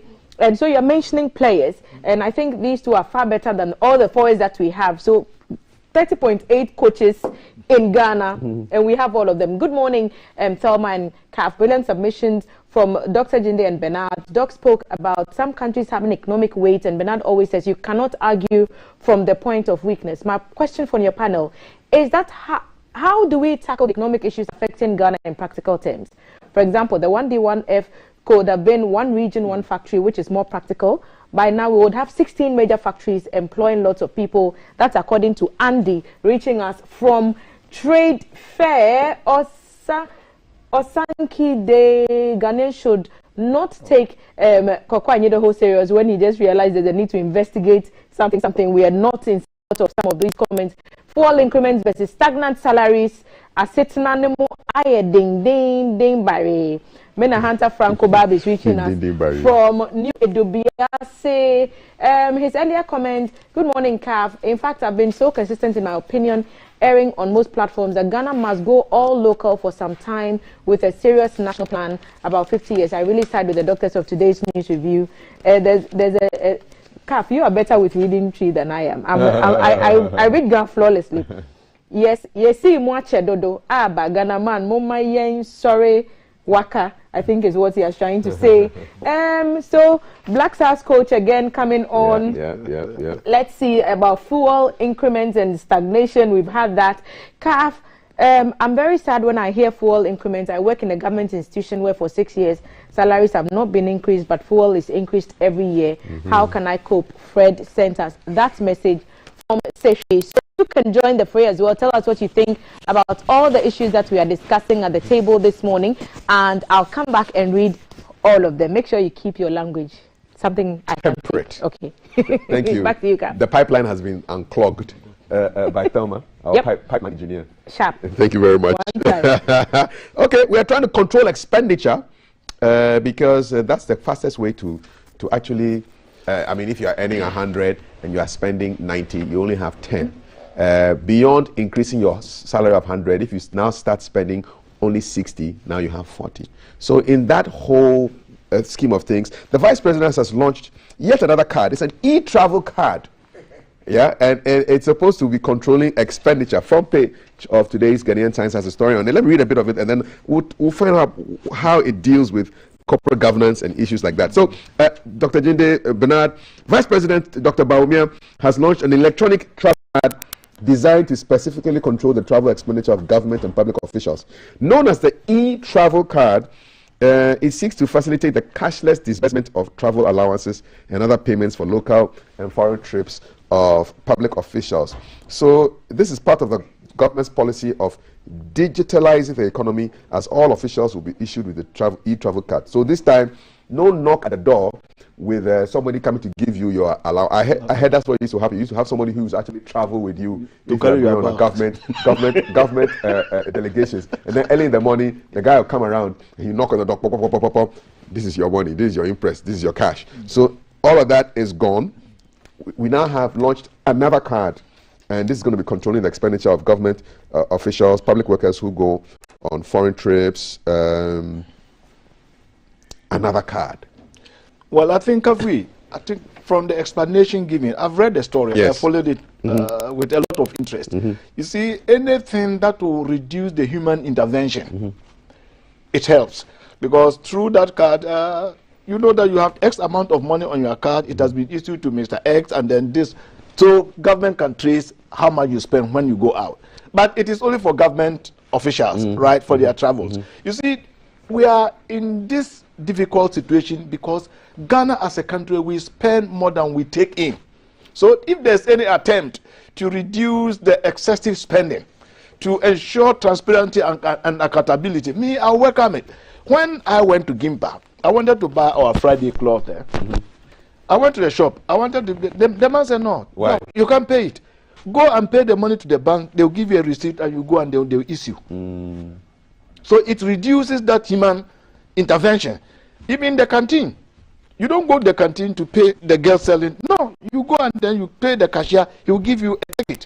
Otherwise, people will be swerving the money. So you just go to the cashier, you pay, they'll give you the receipt, and then you go, and then you take your food from the canteen. So we must try as much as possible to do all this. But Kafi, all this issue about this E-Levy, increasing taxes, is because we are spending more than we are taking in. And you know where we can cut costs? Tell me. CEOs. Chief Executive Officers. Bank of Ghana. He takes home 120,000 a month. CD. Yes. Good money. Slate. He takes home 95,000 a month. Ghana Airways, Ghana Airport Company. He takes home 115,000 a month. What's your source? It's public document. But go and read it. All these state-owned enterprise, we are paying them so much. They have little to show.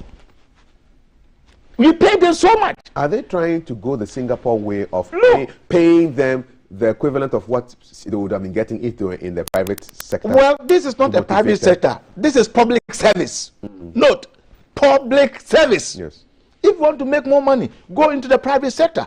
We give them so much money, we pay them, but they have nothing to show. Look at the conference of the policy conference of SIGA, where the president was complaining that the state-owned enterprises are making losses. We pay you so much, but you have little to show. So don't do things, Kafui. We can get a Ghanaian who will do the work of Dr. Anderson and take 40,000 or 50,000. Will he be truly motivated? No. We are talking of patriotic Ghanaians. Can't we get somebody at SNIT who will take even 50,000 or 40,000 to do that same job? National Service Secretary, he takes on 58,000. Can't we get a Ghanaian who can do that job for 24,000? Is it 58,000 a year? A month. A month? Wow. Go and check. So we are spending more than we are taking in. If you do that, simple economics, you always be in debt. So the CEOs need... So if we want to change the fundamentals, we also have to look at the pay structure. They have to take a pay cut. They have to take, because we cannot sustain that. It's no more sustainable. Either we go to borrow or we pay more taxes. Okay. That's the only way out. All right, so let's look at the big picture. So please, please, please, please, if you're a patriotic Ghanaian, it's not all about the money. It is public service. Public service, says Dr. Kweku Anani Jinde, corporate governance expert, lecturer at Gimpa Law Faculty. I'll give you the last word, Bernard Odotechi. Kafui, anytime it gets to matters of money, I get worried. You see, anybody who has gotten the chance to stay in Europe, especially UK, they look for value for money. Look, why must you be the CEO of, let's say, VRA, Netco, and you take on such huge monthly salary? And not only that, the allowances, if you put the allowances on top of how much they earn, some will earn 250,000 a month. Got the allowance, we don't put it out. There are some of them having taken their net monthly salary, the allowances they take, travel allowances, security allowances, whatever allowances, if you cumulatively put all together in a month, some are taking 250,000 a month. Recently, there was meeting of heads of SOEs in Ghana when Mr. Asamoah Boateng was buying out of that institution. Sega. And they made whooping loss of over 5 billion new Ghana cedi losses. Alone losses. But these same people are earning so much more than the president. In which jurisdiction? Is it UK, US, Germany that you see CEOs earning more than the president? and they are making losses and we are happy? Hell no. So you see, I say it's always self-inflicted. Many people prefer to be CEO than to be ministers. Because that's where the money is.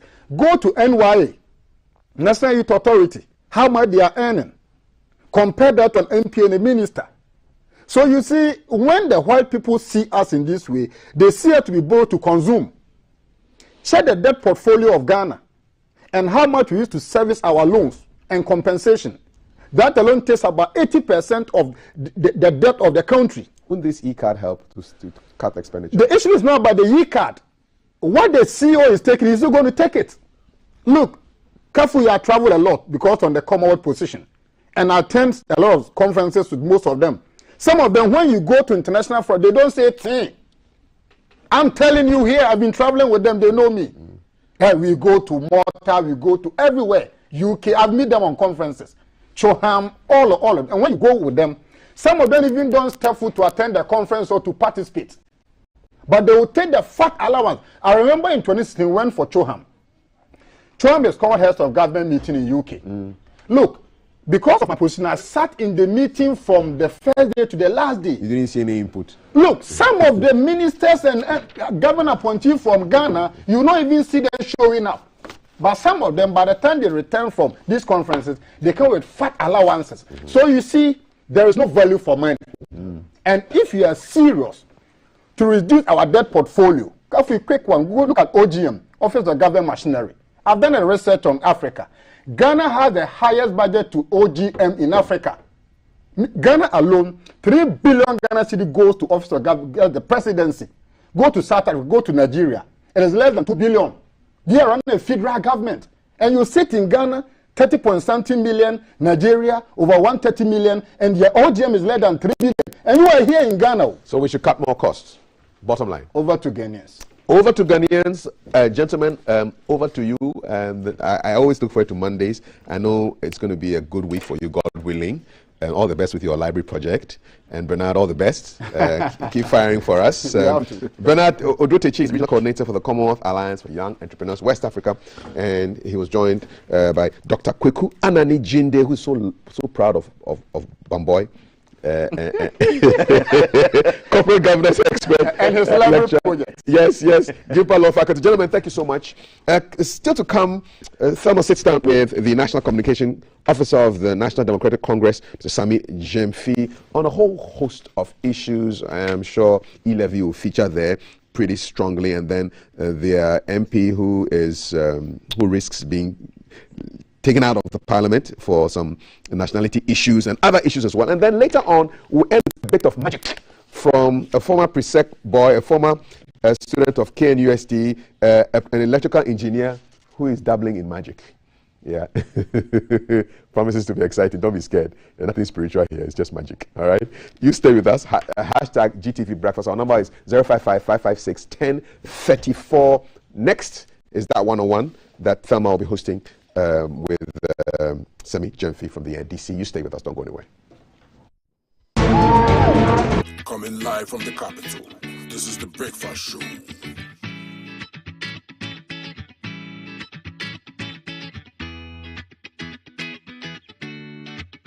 Good morning, my neighbor. Good morning. Good morning, everyone. Good morning. It's a good morning, and we serve you breakfast. Not just any breakfast. Sizzling healthy. Yeah, all the time. Okay, let's take a peek. I brought my spine. The effort to ensure the passion. How has the journey been? Efforts, blueprints, and most importantly, the results. Massive disappointment for the four-time Nations Cup winners. So join our eminent GFA president live on GTV Sports Plus. Football is nosedive, particularly the Black Stars. Unexpectedly, we couldn't win the trophy, and that has generated a lot of discussion in the country. There were pitfalls, there were successes. The pitfalls are meant to be lessons so that those in these latter years or recent years do not fall into those mistakes that we made. A dialogue to save our passion. Thursday, February 10, 2022, from 8 p.m. on GTV Sports Plus and all its social media platforms. Don't miss it. It's for our passion's sake.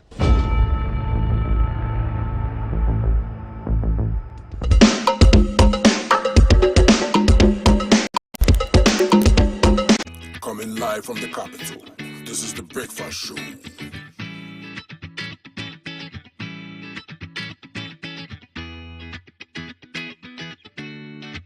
Good morning, my neighbors. Good morning. Good morning, everyone. Good morning. It's a good morning, and we serve you breakfast. Not just any breakfast. Sizzling healthy. Yeah, all the time. Okay, let's take a peek.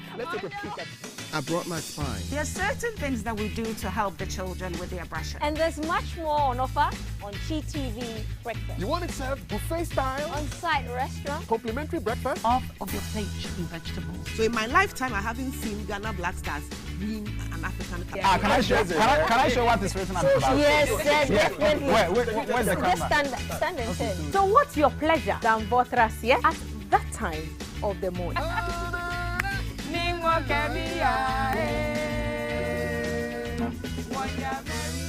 So never skip breakfast. On GTV Breakfast. From Monday to Friday at 6 a.m. We've got you covered with a trusted team.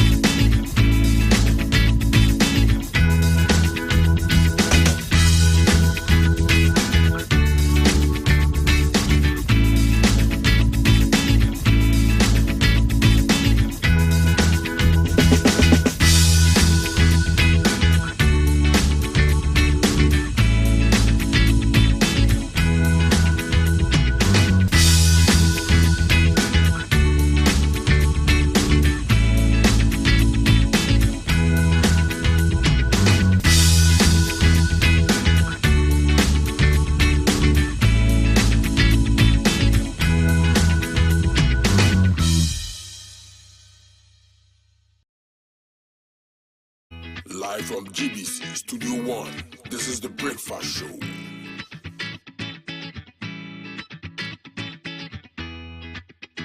On, and it's still GTV Breakfast, brought to you in partnership with Awake Purified Water and Adunko Next Level Energy Drink. Thanks also to Akusika Clothing for mine and Valerie's outfits this morning. We are grateful to you, Aku, and the team. Follow the page on Instagram. It's Akusika_clothing.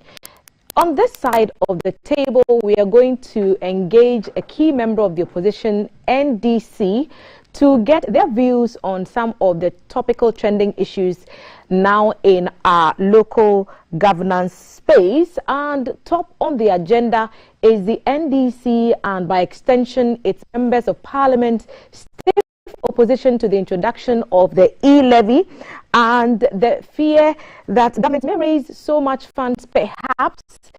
Is that what is driving the NDC's opposition to the E-Levy, and is the ruling government attempting, as they say, to bulldoze the levy through the members of parliament in the House?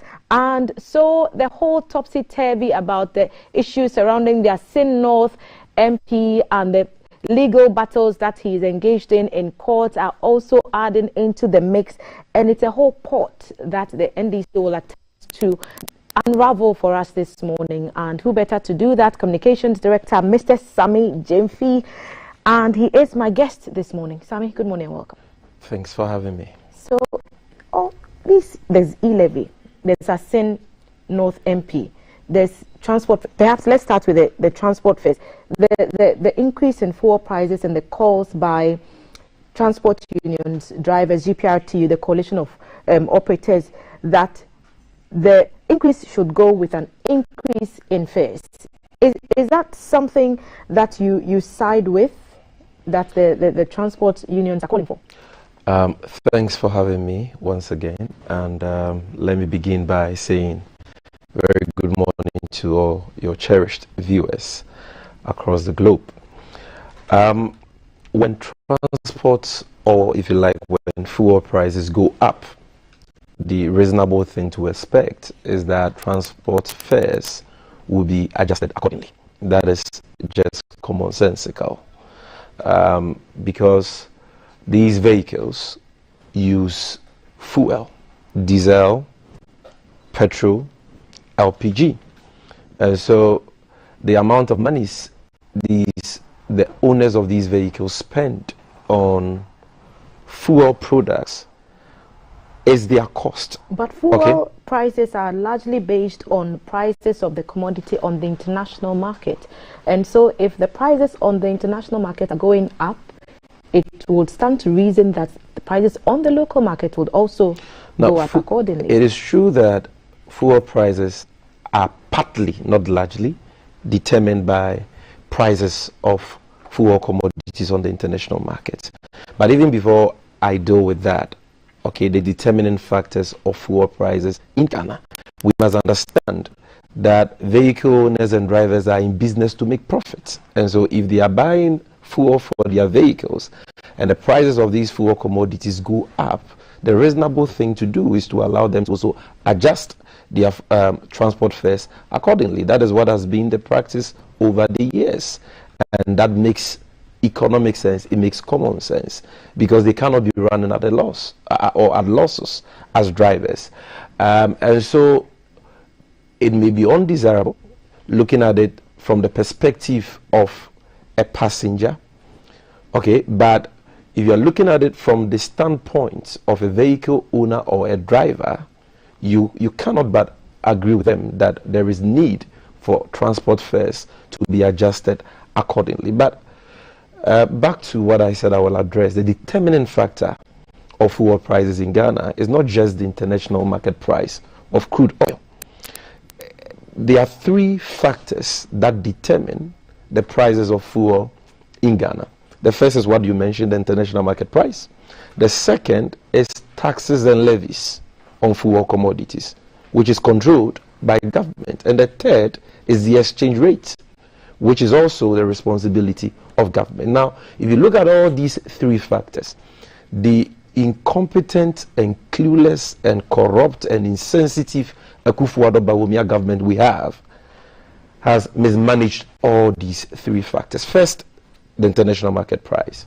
Now, because we do not control the international market price of fuel, we have instituted for ourselves a tax called the Price Stabilization and Recovery Levy. And that Price Stabilization and Recovery Levy is intended to be used as a cushion for the ordinary Ghanaian when the international market price of crude goes up. And so every Ghanaian pays the Price Stabilization and Recovery Levy. If you buy petrol, you pay 16 pesos per litre. If you buy diesel, you pay 14 pesos per litre. Now, government collects and saves this revenue from the tax handle. And the purpose of that is for government to use those receipts to subsidize the price of fuel anytime the international market price goes up. When COVID struck, the international market price of crude came down to even below $30 per barrel. Government did not reduce fuel prices. Then it started going up all the way to $80 and above. But even though they did not reduce the price of fuel in Ghana when the prices came down significantly, because they claim it affected our export earnings on crude, that is the crude we produce in Ghana, at least in the last 5 years, they have collected in excess of 2.5 billion Ghana cedis in price stabilization and recovery levies alone from Ghanaians. Where is this figure coming from? It is, if Ghana consumes averagely 1 billion liters of fuel every year. And so if you take into cognizance the fact that averagely we pay 15 pesos per litre, because it is 14 pesos for diesel, that is per litre, and 16 pesos per litre for petrol. So just say 15 pesos on average, and multiply that by 1 billion, and multiply that by 5 years. ASEP has done the calculations and has issued a statement to that effect, and they make a conservative projection of 2.5 billion Ghana cedis in price stabilization and recovery levy receipts in the last 5 years since this government took office. Why is Alhaji Bawumia and President Akufo-Addo refusing to use these monies for their intended purposes. Bear in mind that there is an act of parliament that governs the way these funds or these monies should be used. They are supposed to be used to cushion the ordinary Ghanaian. In November, December last year, the government of Uhuru Kenyatta in Kenya spent about $200 million subsidizing the prices of fuel commodities in Kenya just to cushion the people of Kenya. Okay? In our case, we are even paying a tax for that purpose. The president takes that tax and decides to use it for his creature comfort. Decides to use it on the rental of hyper-expensive, luxurious private jets, some of which cost this country a whopping $14,000 per hour, when these monies are supposed to be used to cushion the ordinary Ghanaian. So when it comes to the international market price, they have no justification, because we have given them monies, we have been paying taxes to them which could have been used to cushion us with their failure to utilize for that purpose. Second is the issue of taxes. And my sister, the truth of the matter is that the astronomical and persistent increases we've been witnessing in the prices of fuel commodities in recent time is largely accounted for by the imposition of crippling taxes on fuel commodities by this Carlos Akufo-Addo Bawumia government. Look, last year alone, they introduced a 20 pesos energy sector levy on every liter of diesel and petrol. New tax, okay? Last year alone, they introduced an 18 pesos energy sector levy on every kilogram of LPG. They introduced a 10 pesos sanitation tax, what I call baller tax, on every liter of diesel and petrol. That was last year alone, 2021. Last year alone, they increased all existing margins and levies on fuel products astronomically. But all these increases that you're talking about could not have happened on the blind side of the members of the opposition in Parliament. And it's the NDC that's agreed, passed the laws, and made these things happen. If you're in Parliament and a certain bill or a budget is read and it's passed whilst you're there, then you're part of those who are presented to Parliament. Passed it. These bills were presented to Parliament by the executive. They were passed by the MPP majority in Parliament. Nowhere in the world is the opposition blamed for government policies. And so if you want somebody to blame... Even if it's gone through the lawmakers in but who Parliament? Presented the bill in the first place? And were you not in this country when the minority in Parliament held press conferences upon press conferences, okay, bemoaning these taxes which the government was introducing on fuel commodities in 2021, but the government didn't listen. So my point is that apart from the new tax handles which were introduced on fuel commodities, even the existing taxes were also increased astronomically. The bus margin, which used to be 3 pesos, was increased to 9 pesos, an increase of 200%. The fuel market margin was increased by 67%. All the existing levies, okay, were increased, the UPPF, all of that increased astronomically. Don't forget that the ESLA, which the MPP described as a nuisance tax in 2016 and promised to scrap, has been increased by almost 30% since they took office, and has been collateralized for a loan, which has created a situation where that tax Ghanaians were supposed to pay for a period of 5 years, per the arrangements the ex-Wal NDC Mahama administration made, will now be paid by Ghanaians for a period of 15 years. They have failed to keep fit with the people of this country by scrapping this tax. The special petroleum tax, which they attacked us for, berated us for, said we're wicked and insensitive for introducing, okay, has also been increased from 41 pesos to 46 pesos per liter of diesel and petrol. They promised to scrap it, yet they have extended it and have increased it on top. So let me follow on fuel from prices are going up. They are going up largely because of the imposition of these taxes. If President Akufo-Addo should scrap the needless sanitation levy today, the price of diesel and petrol will come down drastically. If they should remove some of these taxes, the prices of fuel will come down drastically. Let's play a game here. Assuming without admitting that the government was at a point where it felt its back was against the wall and needed to raise monies, you're saying that taxation of imposition of these levies was not the way to go. What would your party have proposed the government to do? It's not about me saying, it's about what they said. the NDC is not in office. The NPP is in office, and they have a social contract with the good people of this country. What would have been your suggestion? That social contract is based on the promises they gave Ghanaians. Dr. Bawumia in 2015 said that we had resorted to imposing taxes under economic difficulties we had created, and that the NPP was going to do differently. They said taxation was a lazy approach to governance. They promised to reduce the tax burden on Ghanaians. We are holding them accountable to their promises. We are not against taxation as a government, but there are different types of taxation. Okay, when you keep on, it's okay to tax fuel. It's okay. Okay, but if you keep on heaping taxes upon taxes upon taxes on fuel, which is an inelastic product. Inelastic product means that Ghanaians must necessarily consume it. They don't have any alternative product. Then you are making life unbearable for the ordinary man who has not seen any commensurate increase in his incomes. You are deteriorating their purchasing power. But just to add to the facts that determine fuel prices in Ghana, which I say this government has mismanaged. The last one, I've told you about two. I've told you about taxes, I've told you about the international market price and what they could have done about that with the price stabilization levy. The third one has to do with the exchange rate. Because the fuel we consume in Ghana in our vehicles is imported. And so the higher the dollar rate, the higher the price of fuel will be. The OMCs import this fuel with dollars. Today, you need 6 cedis 80 pesos. In some forest bureaus, 6 cedis 90 pesos to get a dollar. It used to be 4 Ghana cedis in December 2016 when we were leaving office. They attacked us, called us names. They said we were incompetent. They said we were reckless. They had the men. They told Ghanaians to vote them into office so that they will come and reduce the dollar rate, stabilize the Ghana cedis. Today, the cedi, the dollar, has ballooned to 6 cedis 90 pesos. And the man who was touted as the economic messiah, the economic whiskey of the NPP, the man who said that if the fundamentals of your economy were weak, the exchange rate was going to expose you. That braggadocious talkative is nowhere to be found now. Alhaji Bawumia, I don't know the last time you heard from him. He's gone sash, he's gone mute. Event, I believe it was on So now he's Friday. turned himself into an IT champion. When our economy is in shambles, our economy has collapsed.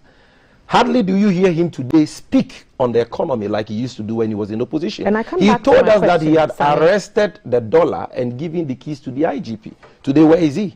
The dollar has broken jail, and it broke jail many months ago. Where is he?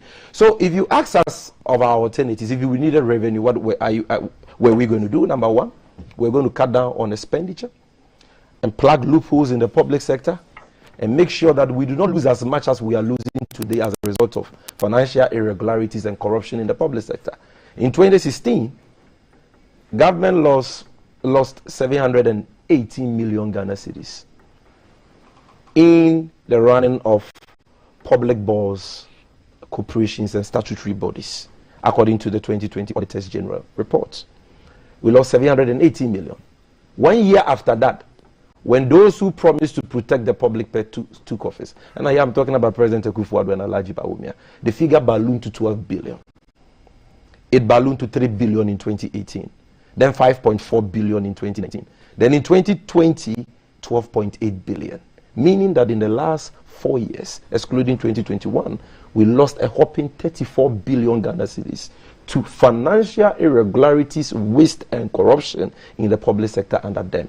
We could have made a lot of savings if government had plugged the holes, protected the public purse, ensured strict compliance with the Public Financial Management Act like they promised in their manifesto. That is one thing we would have done if we were in office. Aside that, we would have set our priorities right.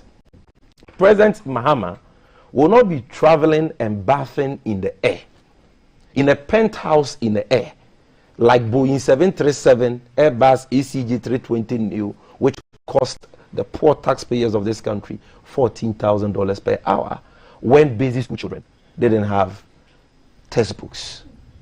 2 years after the introduction of a new curriculum, President Mahama would not have done that. And so we would have expended the legal resources of state on the things that matter to Ghanaians, on the productive sectors of the economy, on ventures that can create jobs and value, propel growth and so on. That is what we would have done. And if we would have even resorted to taxes like we did, we would have imposed taxes, but we would have imposed progressive taxes. Okay, that ensures that everyone pays according to his means. So the rich pays more, the poor pays less. That is the true meaning of social democracy. But when it comes to the utilization of the taxes, we utilize it to every man according to his need. That is what we stand for, and that is what we would have done. It's been suggested that the security of the president should, as matter to all Ghanaians, and the suggestions are that his travel should also be of our concern. And so if everything is being done to ensure that he travels safely, so the security of President Mahama didn't matter, because President Mahama and President Mills also traveled in the Dassault Falcon 900EX, which was bought without taxes at a price of $45 million in 2008 by President Kufuor. That jet is still in pristine condition. There is nothing wrong with it. President Mahama traveled with it several times. So what are you saying? Are you saying that why the Liberian president has been traveling in that? The Guinea-Bissau president has been traveling in that. Sewa Bruni traveled in that to Kumasi. We've seen pictures of that. So you are saying that this jet, which Sewa Bruni and acquaintances of the president, including his children, have been using, is not safe. What are we talking about here? Let's even assume that there was something actually wrong with our jet. Okay, can't our president fly commercial? When President Mahama was in office, anytime he went for the UN General Assembly, he traveled on BA, British Airways. He flew commercial. Why can't President Akufo-Addo fly commercial? Is it bigger than heads of states across the world who fly commercial? Even if he wants to rent a private jet, can't he go for the relatively cheaper private jet? Must it be Boeing 737 or Airbus ACG 320 new jets that even the presence of European countries afford? Let's come to matters in Parliament and everything that we've seen since the introduction or the reading of that budget statement that led to the outpour of concerns from the majority and minority sides over the government's plan to impose an electronic transaction levy on transfers. There has been engagement, as has been called by members of your party, that the conversation should be broadened and the opinions of more people should be brought on board. Government has been on the agenda to try and engage more people to come on board with the idea of paying the E-Levy. We're hearing that the finance minister has withdrawn the initial offer on the table and he's getting ready to table another one. You asked for this. Why are you still opposing the process that you called for? Yeah, so before I come to that, let me just conclude the first discussion by saying, if you are a Ghanaian and you are watching us this morning, know that when you go to the pumps, and today the price of a gallon of diesel and petrol, which used to sell at about 16 Ghana cedis in 2016, is selling at almost 33, 34 Ghana cedis. Know that is because of the dishonesty of President Akufo-Addo, who has chosen to misuse the price stabilization recovery levy you have been paying. Know that it is because of their incompetence and cluelessness in stabilizing the Ghana cedi and bringing down the dollar. Know that it is because of their wickedness in imposing baller tax and other obnoxious taxes on the price build-up of fuel commodities in the last 5 years. That is why you are spending that much on fuel. They are to be blamed. And if we kick them out of the way and bring in a more responsible and sensitive government, the prices of fuel can come down significantly. Now on E-Levy, you asked, why are we opposing the tax like we are doing? We are doing so because the E-Levy is a monumental betrayal of the trust of Ghanaians. You see, my sister, when politicians make promises to the electorate on the basis of which they are elected to office, those promises must matter.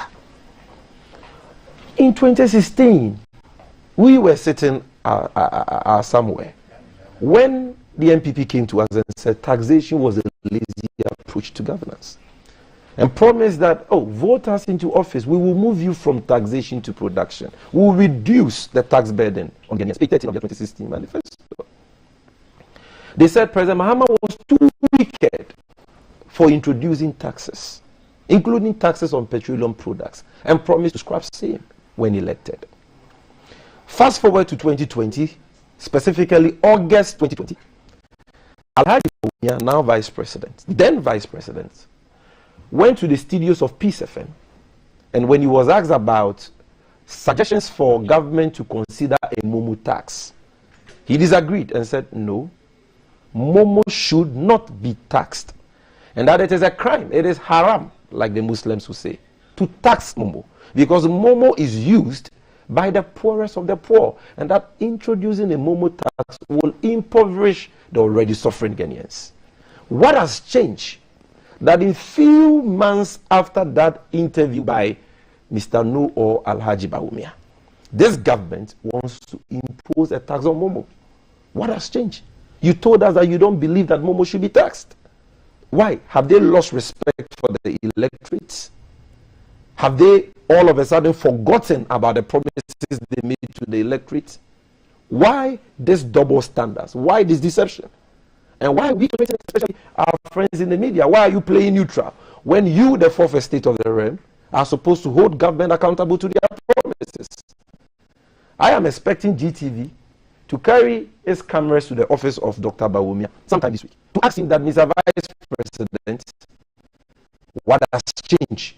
We've watched your interview with Peace FM. You said Momo should not be taxed. You are still the head of the economic management team. Why this tax now? Why this betrayal of the trust of Ghanaians? And so this is the first reason why we are opposing it. Because this is not what they promised the people of Ghana. And this tax will lead to further hardships. It will lead to more suffering for the already suffering Ghanaians. And we are saying no. Number two, we are against this tax because in reality and in truth, the E-Levy is not a tax, my sister. It is theft.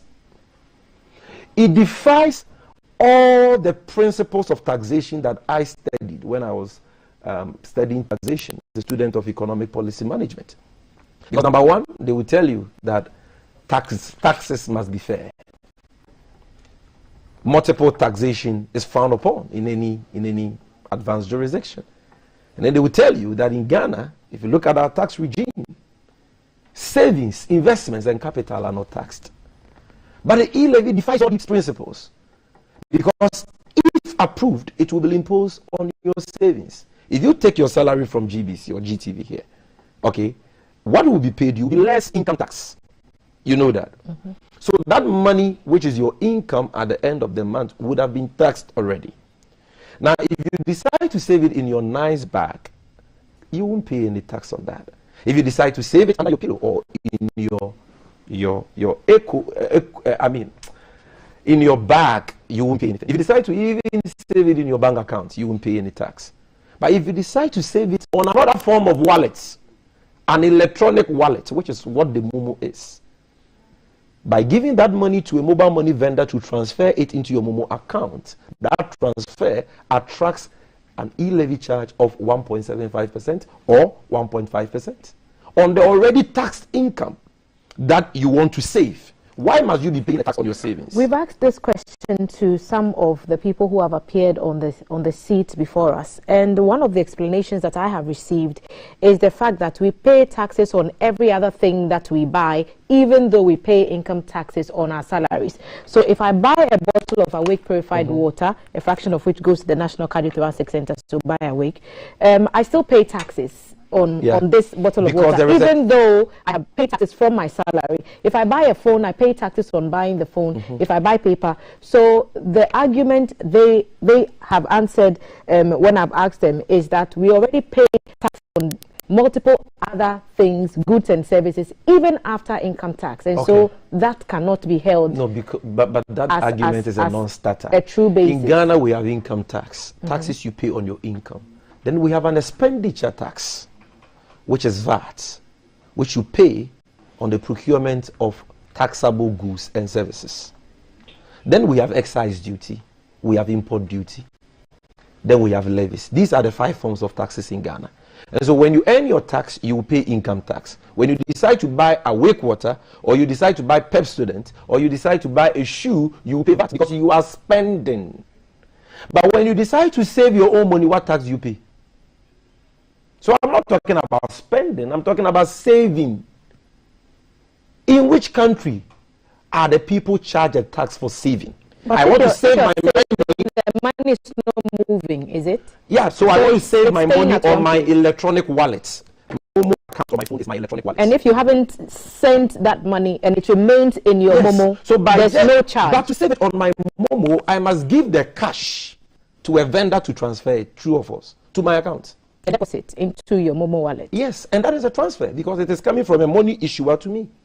And it is not exempted. So I said, why should I be paying a tax on savings? That's number one. Number two, with what the answer you gave me, you realize that you only paid taxes only when you spent. You never paid taxes for merely transferring your money. Your income has already been taxed. Your salary has already been taxed. If you decide to spend it, then you pay tax. You appreciate the fact that the telcos already charge a levy. So you're already paying tax. The platform. So you're already paying a tax. So you're saving or save money. Point. Because out of that levy, the telcos will pay tax on those levies to government. So indirectly, you, the customer, are paying that tax. Why must government move beyond the telcos and now come to you, the customer, to give a certain percentage? Virtually expropriating 1.75% of the value of the transaction you did. That is thievery. That is stealing. If, for example, you decide to even transfer your capital to a business partner for goods, it is your capital. Why should the mere transfer of capital, which can be a loan, if you want to go into, say, the importation of rice from Thailand, and you go to your bank for a loan of 1 million cedis, and you transfer that to your suppliers in Thailand, Bawumia will be taking E-Levy of 15,000 cedis from that, or 17,500. Does it help? That, from the transfer of your capital. The capital has not yielded any dividends. If I invest the capital and I make profit on that capital, you can tax the profit. If I decide to use that capital or my profit to buy a shoe or a car, then you can charge me VAT and other forms of taxes like excise duty and the rest. But for merely transferring my capital or my investment, you cannot be taxing me. That is not done anywhere. Then the issue of multiple taxation and the issue of equity in taxation that I raised, that I said this tax we are talking about differ. If you and I go to a supermarket and we buy products, the bill will be given will include VAT and other taxes applicable to those items. You agree with me, right? I do. Now, if you decide to pay for that with cash, will you be charged a tax for paying with cash? You won't, because you're paying cash. You're paying cash. But if you use an electronic platform... No, if you decide to pay by check, will you be charged a tax for signing a check? I wouldn't think so. So if I decide to pay by Momo, which is another means of payment, I'm helping Ghana to build a cashless society. I'm utilizing digital platforms to reduce the use of cash in the system. So I decide to pay by Momo. Why must I be charged a tax? Again, I'll refer I am already paying. Responses that I've had from persons in government who sat at the table, and one of the arguments is government has invested so much in the digital space with interoperability and all the other things that they brought on board to make sure that even transfer of monies are made easier. And they think that a lot of the business has moved online and digital, so imposing a small fraction, and this is just me paraphrasing what others have told me at this table, so this is not my opinion or GBC's opinion, imposing a small tax or charge on these transfers helps us to raise, they've mentioned 6.9, to do the investments that we want them to make into improving roads and ensuring that job opportunities. You're only confirming that this E-Levy is punitive. It is punitive because government is punishing you for using a digital platform that they have created. And so what that will lead to would be a total collapse of the digitalization agenda. Government insists it's a way to expand the tax net. That is not how you and that only a few people are bearing the brunt of. Let's finish the question you just asked. Again, okay, before interoperability, the telcos were already doing mobile money.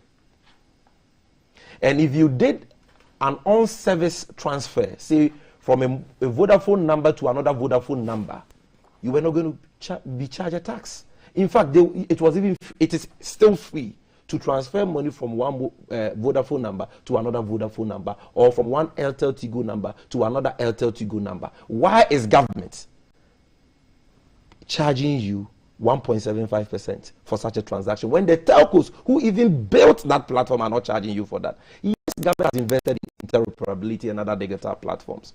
You know what that has done for the economy? It is promoting the less use of cash. It is increasing transaction on these platforms. And when the transaction, go up, like it is going up now on Momo and all that, government gets more revenue from the telcos, because the telcos get more revenue from customers, and they pay taxes to the NCA and government on those revenues already. So that argument for me is a non-starter. Again, my sister, let's look at the timing for this policy. Look, fuel prices have gone up astronomically already. 34 Ghana cedis for every gallon of diesel and petrol. Look at the ripple effects that will have on prices of commodities on the market and cost of living in the country. The dollar is now 6 cedis, 80 pesos, 6 cedis, 90 pesos. Look at how that is already eroding the capital and profit margins of businesses. This year, government is increasing fees and charges by 15%. That means that from the cradle to the grave, every government service you seek, whether it is your birth certificate fees, whether it is your death certificate fees, whether it is your mortuary fees, whether it is your passport fees, your road certification fees, your driver's license fees, the school fees you pay as a public university student, a public polytechnic student, a public college of education student, or a nursing training student, all these fees are going up by 15%, 15%, 15% in this year alone. And then on top of this, you want to impose this tax? Why? Last year alone, they introduced 6 taxes. We allowed them. COVID levy on VAT, COVID levy on NHIL, all of which are indirect taxes, which all of us, including the poorest of the poor, pay. A 5% financial sector recovery levy. Am I lying? A sanitation levy on fuel, energy sector levies on diesel, petrol, and LPG. We allowed them. Shouldn't we be pulling the brakes on this government? Can they tax themselves into wealth? Can they borrow themselves out of the bottomless pit they plunged the country into? So this is a position. What they're doing. So this position that you've adopted, is it's something that the party has talked about, and you've decided that this is the way you're going to go, and that has been communicated to the MPs? The party has taken a decision to stand with ordinary man. We are saying that Ghanaians are already reeling under the yoke of excruciating hardships. The timing is wrong. We are saying that the rationale and the very essence and nature of the E-Levy itself is bad, because it amounts to thievery. It is not a tax properly so called, because it defies all the principles of our tax regime. Even after the engagement you called that for it is a deception are happening, because they came into the engagement with an entrenched position. You understand? Rape is illegal. You can't come into a negotiation with me to make rape legal because you only be having sex with me, excuse my language, for 1 round. So that rape should be tolerated. The act itself is illegal.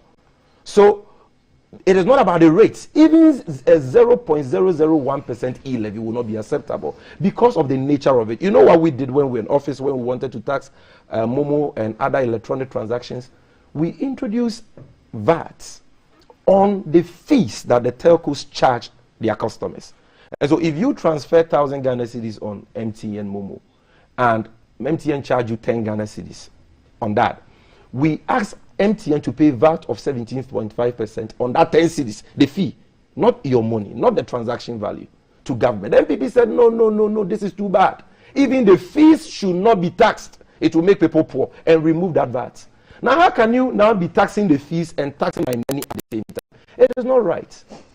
We'll be taking a few of your messages as you're watching at 055-556-1034. Sami, so this is where it becomes more of a town hall. We have persons who reach us via our social media platforms, and they will ask some questions of what they don't understand and seek views from you. So I'm going to turn over to CAF now to see what the comments are. This looks like our Facebook interface. Yes, indeed. This is Ghana Broadcasting Corporation Facebook. We are live there. We're live on YouTube as well. WhatsApp number is 055-556-1034. So this is Paulus from Kaswa. It says, why is the minority NDC always opposing every development policy by the government.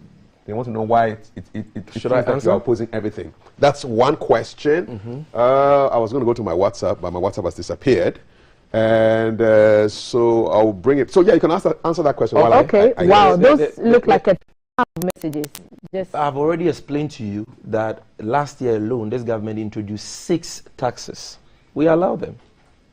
We allow them. We allow those taxes to go through. But we are saying that enough is enough. This particular E-Levy tax is very draconian, very regressive, very punitive. It will destroy digitalization in this country. It will collapse the momo industry and render many people jobless, and it will impose untold hardships on already suffering Ghanaians. I've heard from some, Kaf, if I may, I've heard from some that the opposition perhaps is afraid that if the government is able to raise all these revenues and is able to meet the needs of Ghanaians as Ghanaians want them to be met, it sort of lessens the opposition's chances of coming back into power 6.9 in billion. 2024. We've allowed them to that borrow. Perhaps true? We've allowed them to borrow more than 230 billion.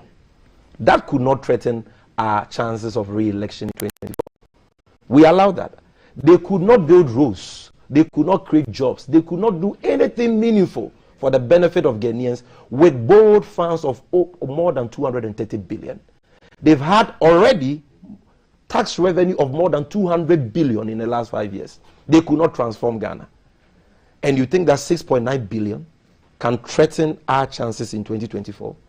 How much is 6.9 billion as compared to the tax revenue of 200 billion they've had already?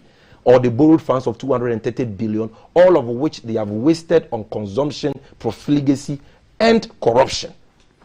So it is not about that. We care for the ordinary Ghanaian. And we are the conscience of the country. We are fighting for the voiceless. Not everybody can go to the August House of Parliament to express their revulsion against this obnoxious tax. It is our responsibility as a people-centered, social democratic political party to fight for the vulnerable and the ordinary man on the street. And that is what we are doing. 5556-1034. Good morning from Batako Asukera Kingsley from Navrongo. Good morning. Thank you very much for this discussion. Things are hard. Managers of our economy should wake up and do something about it. Government who have abolished the toll operations to reintroduce E-Levy. Where do we get money for road infrastructure? If they're sleeping, they should wake up. What's an alternative to E-Levy, Sami? We've given them several. First of all, review the tax exemption policy of this government. The World Bank has said it. We give too many tax exemptions to multinationals, and we are losing a lot of resources through that. Let us review that regime, and we can make a lot of savings for developmental projects. Number 2, let us cut our coats. Learn to cut our coats according to the size of our cloth. Let us live within our means and cut down on the wastage, cut down on the consumption-related expenditures. Let us cut down on waste and protect the public purse indeed and in truth. Okay, by plugging the loopholes, the monies we are losing in the public sector are just too much.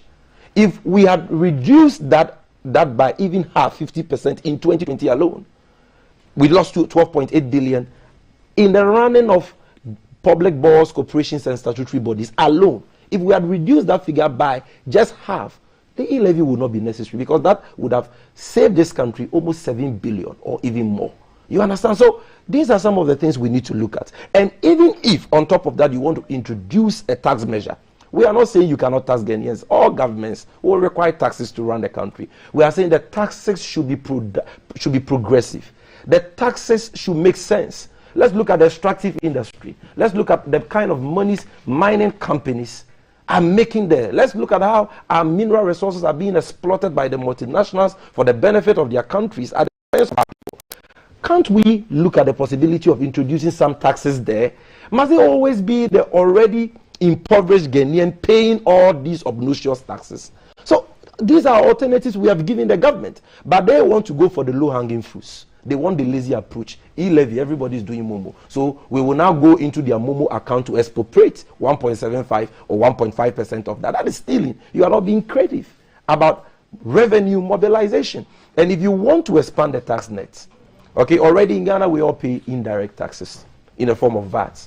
Anyone who spends on taxable products pays indirect taxes. The problem has to do with the number of people who pay income tax. And that number is small because, not because Ghanaians don't want to pay income tax. It is because that many Ghanaians do not earn any decent incomes. So what any responsible government must do is to create more job opportunities that comes with decent incomes so that you can tax people. All you can do is to create jobs like NABCO, where beneficiaries are paid allowances of 700 Ghana cedis. You cannot be taxing them. Or if you claim to have created 750,000 jobs under the Planting for Food and Jobs program, and we go and look into those jobs, and those jobs are bad labor jobs, you cannot be taxing them income tax. So this is the comprehensive approach that government must adopt to revenue mobilization, expanding the tax net, and not taxing the already overtaxed, already impoverished Ghanaian in the formal sector. It will not work. More messages. How much money does the government need? After all they've squandered, let the opposition rest and let the E-Levy be implemented so that we all suffer it. After all, we all know that things are hard now, but we don't want to speak the truth.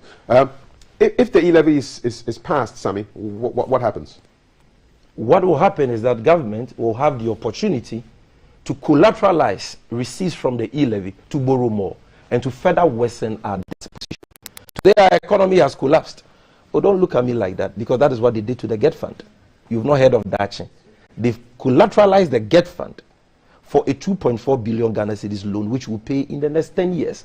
And so today the GET Fund, which is supposed to be a fund for undertaking infrastructure projects in educational institutions, is now a debt collection center. 60% of the revenue that goes to GET Fund goes into the repayment of that debt. They've collateralized ESLA for a 9.3 billion. And so now ESLA receipts we are paying, and which we'll pay for the next 15 years, will go into the repayment of that loan. It is the same thing they want to do with the E-Levy. They are not targeting 6.9 billion. No. Once it is approved, they will monetize future revenue streams and forward load it, take money, collateralize it for say 10 years, so that governments which will come after them will be collecting E-Levy to pay debts. Already, they have increased our public debt from 120 billion to 344.5 billion. Moody says we are broke. A rating of CAA1. They do not trust that we can even meet our debt obligations. They do not trust that we can even service or stabilize our debt. So today Fitch says Ghana is broke. The economy has collapsed. We have even lost access to the international capital market. You recall when Ken Ofori-Atta threw a Kenke and Wache party just to celebrate borrowing on the capital market, Eurobonds. You recall? Today he cannot throw those parties again because we have lost access. Ghana can no longer issue Eurobonds. Nobody will buy them.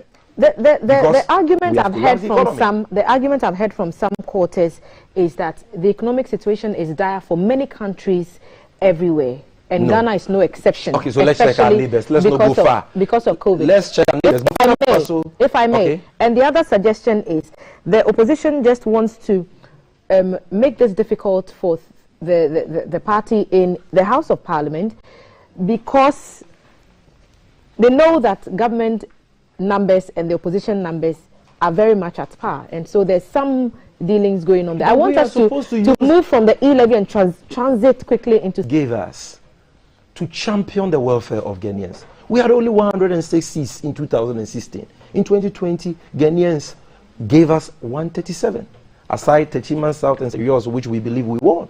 You understand? What are we supposed to use the numbers for, those numbers for? To champion their interests and their welfare. And that is what we are doing. We don't have any problem with government raking in more revenue. This government is the luckiest and the most resourced government in the history of Ghana. They've had more oil revenue than any government. We in 4 years had oil revenue of 6 billion. They in 4 years had oil revenue of 20 billion. We in 4 years had tax revenue of 86 billion. They in 4 years had tax revenue of 156 billion. We in 4 years had borrowed funds of 84 billion. They in 4 years had borrowed funds of more than 230 billion. They have had they've wasted all these money, and today they are telling us pay E-Levy if you want jobs, pay E-Levy if you want roads, pay E-Levy if you want a flat tummy, pay E-Levy for everything. They are even telling us that without E-Levy they cannot supply free fertilizer. That is how ridiculous it has been. Because without E-Levy, President Mahama built schools. With that E-Levy, he built hospitals, he built airports, he built markets, he built our Tuabo gas processing plant. He made intangible investments that we cannot see. The Terminal 3 facility, which has made our airport the best in West Africa. The Temaport expansion project President Mahama did, which has made the Temaport the largest in West Africa. If we did all these investments without E-Levy, why are they blackmailing us emotionally? That if you don't pay E-Levy, they can't even supply free fertilizer. President Mahama was giving cocoa farmers fertilizer, free fertilizer for 4 years without E-Levy. Okay, you've had 500 billion in total revenue. My sister, I will just end here so that we go to the messages. Okay, in the last 4 years, you couldn't create jobs. You couldn't build roads. The road fund was collateralized for a loan. As I speak, contractors are owed huge arrears. They didn't even utilize the money for that purpose. They have been capping the road fund for the last 5 years. You know the capping and realignment policy. In fact, the monies we pay for the construction of roads into the road fund are capped by this government. Parts are removed for consumption-related expenditures. And they come to us to pay more taxes for the construction of roads when they have been capping the road fund. You know, this year they are claiming that their panacea to job creation is a program called USTART under their so-called Obatampa project. You know, these guys, they are experts in sloganeering. Okay? And he claimed that Obatampa will cost us 1 billion cedis this year. Out of the 6.9 billion they are projecting to get from the E-Levy, do you know how much has been allocated to this Obatampa USTART project? 385 million out of 6.9.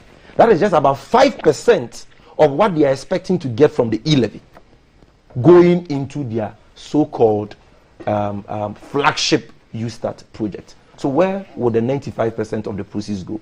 They will use part to pay debts, and they will collateralize receipts from that tax handle for more borrowing. And that is why, finally, when you look at total revenue projection for 2022, which is 100.5 billion, only 3 budget line items consume our total revenue projection for 2022. Debt servicing, interest payment and amortization is 46 billion. Compensation, wages and salaries of public sector workers is 36 billion.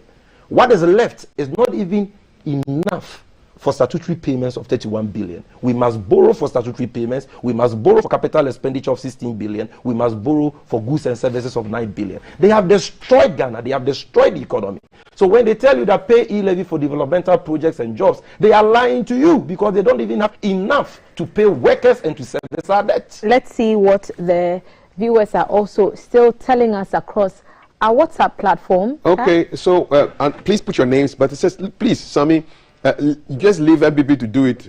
Moreover, we're not going to use Momo again, so that's a threat there. Yeah, from and I like a named person. Some of us will lead a boycott of Momo. So the government should just cut down corruption and leakages and avoid E-Levy. There's another one here that I want to show you. It's interesting how Ghanaian politicians think right and hit on real developmental strategies once they are in opposition, says Isaac from Manette. Does the thinking become better when you're in opposition, Sammy? What is the developmental agenda behind the E-Levy? Because I've already told you that if government should collect what they are projecting to collect from the E-Levy, which they will not get anyway, because if you check all the countries who have imposed taxes like this, even those though their rates were far lower than what we are considering in Ghana. For example, Cote d'Ivoire is doing 0.2% E-Levy. Zimbabwe is doing $0.05 per Momo transfer. Okay. Uganda started with 1% now. They have reduced it to 0.5%. Why? Because when they introduced that punitive E-Levy, it destroyed the Momo and digital industry. People stopped using those platforms and found other, because I will not do a bank transfer for Dr. to charge me 1.5 or 1.75%. So do you want it? I will withdraw the cash and tell my business partner to meet me for that cash payment. So I will not do more. Even if it means traveling across the country? I will do that. Is it because my sister, if let's say you have a capital of 1 million cedis, that means anytime you do a bank transfer of that capital, government will take 15,000. By the time you transfer that money 10 times, you would have lost how much? 150,000. That would have depleted your capital. So why will I be doing that? No, you see, human beings are rational beings. Nobody will do that. And so what they are projecting to get from the E-Levy is only an assumption which will never see the light of day, because people will abandon these platforms. They will collapse those industries, collapse jobs, and they will not be getting what they are projecting to get in terms of revenue. Mr. Jemfi, it was 1.75 and the finance minister brought it to 1.5. You still wanting to come down lower? It's not about the rates. It's about principle. Is it E-Levy or no E-Levy? I'm saying you cannot be taxing capital, savings, and investments. But if they introduce a tax on Momo fees, charged us by the telcos, I will support it. The telcos are charging us fees already for Momo. If you impose a tax on those fees and you ask the telcos to pay those taxes to you, I will support it. But I'm saying you cannot be charging me for merely transferring my capital, my investment, or my savings. It is not done anywhere. It is wrong. Let's go back to CAF, if you don't have any more. Let's go back to happenings in Parliament and this what some have called a power play that appears to be going on when it comes to the numbers. And one of the suggestions is that you have put forward that the Attorney General's decision to go to court on the Asin North MP is an attempt to reduce your numbers in Parliament in order for the government side to get the E-Levy to pass. Why do you believe that? Because it is clear. It is only the uninitiated that cannot appreciate that Machiavellian, that crude Machiavellian tactic. But since the night of January 6 that went into January 7, before the swearing in of the MPs, we saw the attempts, same playbook. The attempts being made to make the case by the NPP. You see, Ghana is governed by the rule of law. Okay. And so governments are supposed to respect the rule of law. Yes, it is true that the propriety of the Asin of 2020 parliamentary elections has been pronounced or has been determined by a court of competent jurisdiction, specifically the Cape Coast High Court, which annulled the elections on grounds that the NDC candidate, Honorable James Kwesing, was not qualified to contest. Okay, so the High Court has given a decision.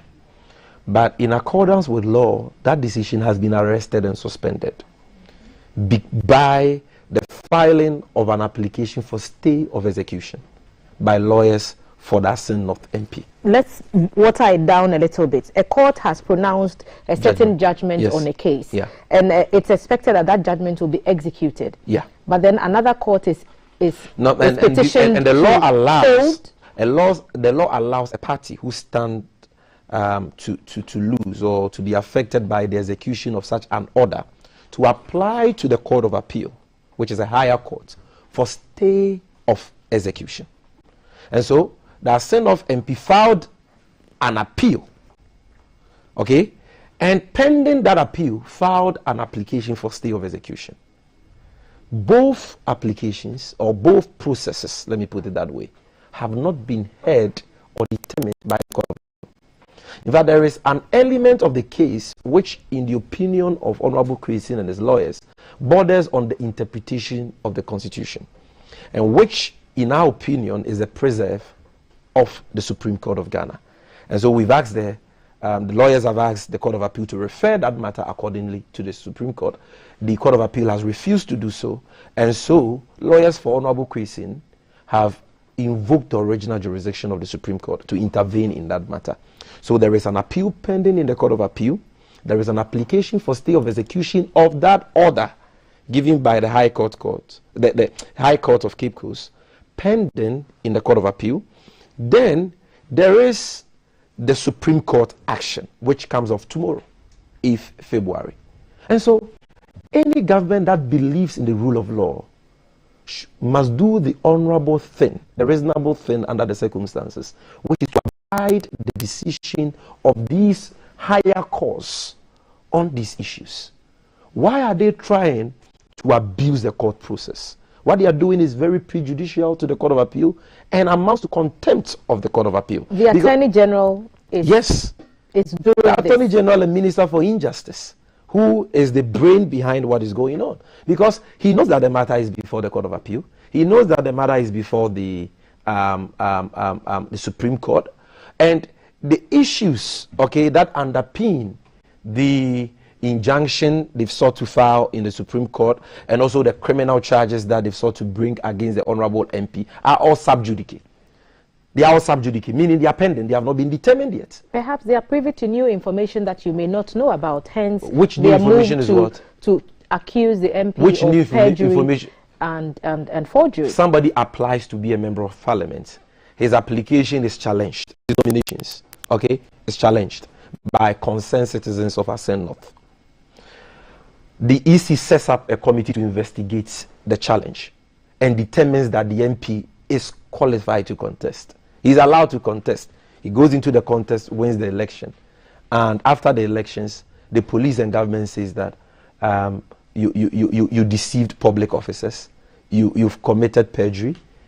Listen, when I make a decision based on my understanding of the effect of a law, you cannot hold me accountable for perjury. It is my opinion as to the effect of a particular law. But ignorance of the law is not an acceptable. By ignorance of the law, no. You see, I'm not talking about ignorance of the law.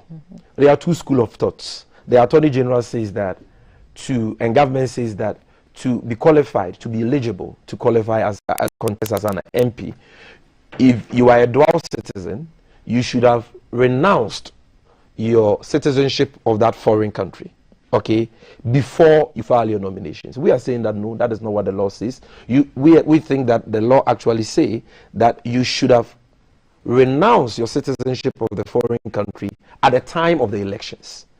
Okay, so if I'm filling a form and you ask me whether I hold the citizenship of any country other than Ghana, and I say no, because at the time of the election, my renunciation had taken effect. I've not lied to you. You are filling this form before the election. Before the election. As an applicant to be a candidate. To be a candidate. And at that time, was he... he had already applied for the renunciation of his Canadian citizen. But had it taken effect? The period for that process had lapsed. Okay, and because of COVID, those agencies in Canada were not working. So he had applied, he had done everything. Okay, and then after the resumption of duty by those agencies in Canada, they actually sent him his renunciation certificate. And that was before the election. That was before the election and the swearing in. So what is the big deal here?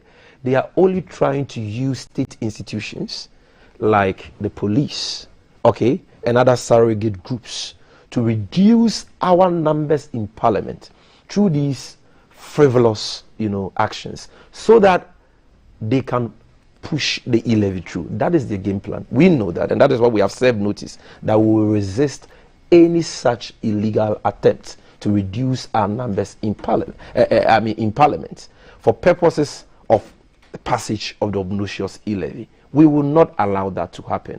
And so our lawyers are studying all the processes, and before the close of this week, I'm sure you will hear about the interventions that lawyers for Honorable, heavily supported by the legal department of the NDC, will be making. So far from this being a personal case or a personal fight for the ASEAN North MP, it is you're seeing this as a fight for the NDC, and the NDC is fighting this as a party. Of course, because he is an MP on our ticket. Without the NDC, he could not have been in power. Okay, and so it behoves on us to stand by him and to ensure that he is not treated unjustly. And that is what the leadership of the party would do. Look, the abuse of power being displayed by this government is getting out of hands. If it is not political opponents today, it is journalists. Or, look at what they did to Captain Smart only last week. Even when a court of competent jurisdiction granted that journalist bail, they still refused to release him. They detained him for 24 hours and over. You see, so this kind of impunity, this kind of lawlessness must be condemned by all Ghanaians, irrespective of our political biases or affiliations. It doesn't help nation building and the consolidation of our democratic ethos. Because this matter is in court, and perhaps because of that, mainly being the reason, we'll just rest it and see how it plays out in the hands of those who better understand the processes involved. I just wanted to pick your thoughts on that. But another issue that has dominated the headlines, and it was captured in the Daily Graphic sometime last week, I believe it was the Wednesday paper, was the matter to do with funding of political parties. And there's a study that this gentleman did, and it's called Understanding, I have it right here, Understanding How Illicit Money Fuels Campaign Financing in Ghana. And this is an exploratory study, and it was commissioned by Adam Smith International AS with funding from the Foreign Commonwealth and Development Office, FCDO. And it's saying basically that how political parties finance campaigns needs to be looked at. In the executive summary, it mentioned at one place that you needed at least, and I want to quote this very accurately, the present cost of running for parliament in Ghana, as estimated by this study, is 4 million Ghana cedis. 2 million of that sum is spent nurturing the constituency of interest and running for primaries, and the other 2 million is calculated to be spent during the general campaign election. So it's estimated that if you wanted to be a candidate for a ruling party, for example, the NDC, you needed 575 million Ghana cedis to be able to even run for the presidency. 575 million cedis, and it translates to $100 million. And it's the rising cost of politics in Ghana was found to be linked to both demand-driven and supply-side corruption. Well, I have not read this report you are alluding to, but objectively I can say that there is some truth in what is being reported by both the CDD and this report you have about alluded $100 to. million. But I think that $100 million is an exaggeration from where I sit and from what I know as a political actor. I think that $100 million is highly exaggerated. I don't think you need that much. At least speaking for the NDC, I don't think our flag bearer and the party spent anything close to that amount. How much? On the 2020 presidential elections. Are you able to say? I've not seen our accounts. Maybe when you meet General Mosquito, our General Secretary, he may be in a position to discuss that with you. And don't forget that our accounts have already been audited by, audited accounts of the NDC have been presented to the Electoral Commission in accordance with the political parties law. So we are not in default. We are trying our best to abide by the dictates of the law. As someone who is more on the inside of at least on the NDC side of party politics, how much would somebody need to run for a parliamentary campaign? The study is alluding to the fact that you need 2 million just to butter up the constituency it's possible to and spend get over the primaries, so to get the ticket of the party, and then another 2 million to get the constituency. You see, it all depends on the constituency you are contesting the election in, and also the person contesting the election. Okay. Your principles, your convictions, what you believe in, whether you believe in the money game. Because if you are the man of the people and you are not a vote buying type, I believe you can run a parliamentary election with far less. Okay? But I will not dispute a claim that says that some spent 2 million or even more, because I've seen that also in our body politics. All that is possible. But like I said, it depends on who is contesting and the constituency you're contesting in, and what your principles and conviction, your popularity as a person, you know, is. And it is also because of how, as a people, we approach some of these elections, okay, particularly delegates within the political parties, and how they see internal elections as a money-making ventures, and sometimes hold aspirants to ransom and all that. And so it is not a helpful practice. It is something that we cannot eliminate, but at least we can reduce its incidence to some extent if we review it comprehensively relative to filing fees that these candidates pay in the first place, and how elections are even conducted, okay, the size of the electoral college and all that. All these things are issues that I believe that the major political parties, the NDC and the MPP, must consider to reduce the use of money. How do you raise funds for elections? At least you can speak for the NDC. Oh, you raise funds from willing donors, from your members first of all, who pay dues and who subscribe to other donation platforms or interventions of the party. Like, you know, we have donation cars, gold cars, platinum cars, silver cars, and so we have people who voluntarily donate for the activities of the party. But aside that, you also rely on businessmen and people who believe in your vision, people who believe in your cause. What do they get in exchange for supporting the vision of the party? There are some who support without necessarily thinking about what's... because I have many people who support my work, not because they need anything from me. They just believe in what I'm doing. They admire what I do, and so they decide to support.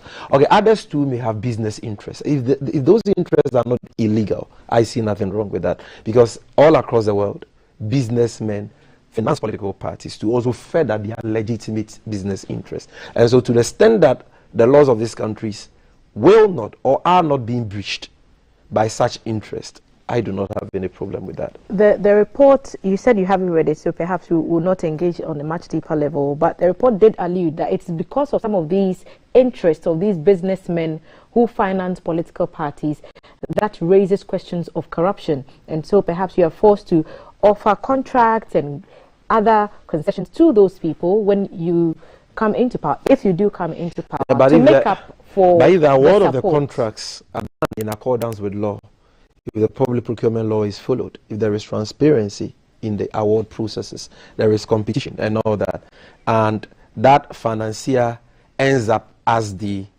that financier's bid ends up as the best bid, the cheapest bid. What's wrong with that? And so for me, it's not whether or not the person bidding for a job, a government job, supported that political party. It is whether or not that job is being awarded to that person in accordance with law and through a transparent and fair process. So if that is done, then it's right? Of course, that is absolutely right. On that note, when are we to expect the NDC's internal elections to I know I can say that we will commence very soon.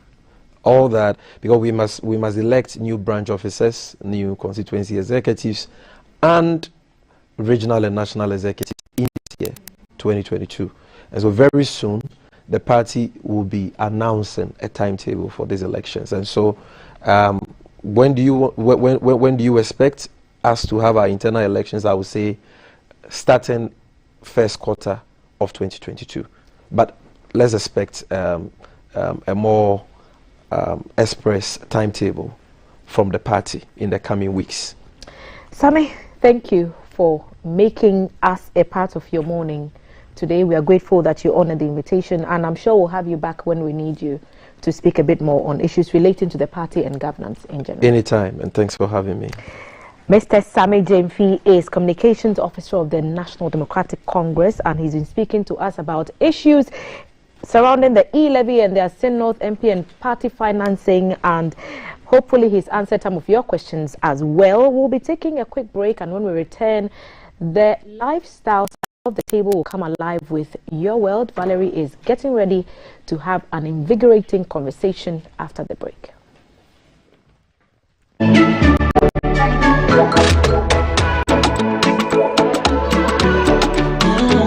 Coming live from the capital. This is the Breakfast Show.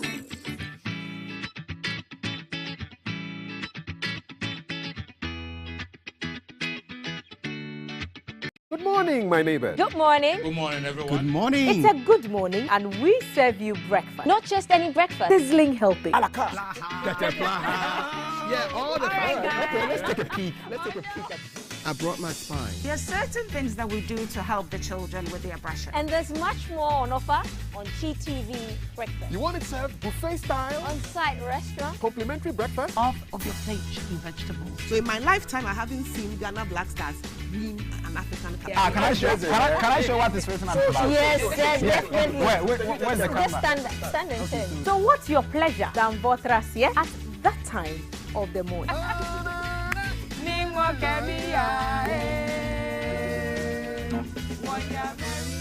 So never skip breakfast. On GTV Breakfast. From Monday to Friday at 6 a.m. We've got you covered with a trusted team.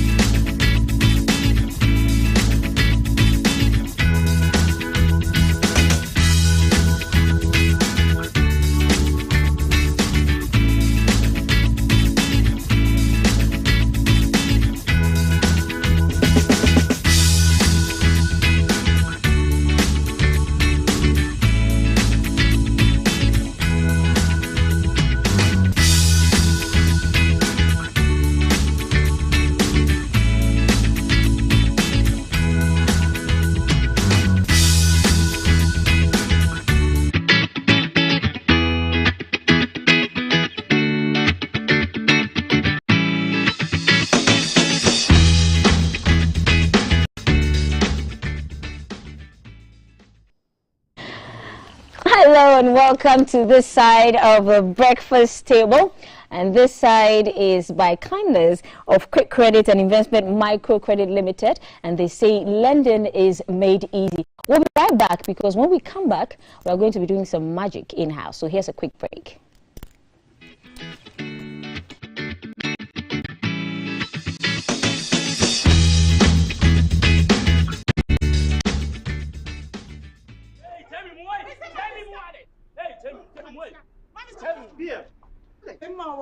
Me. Watch me, you come 1 week, Mr.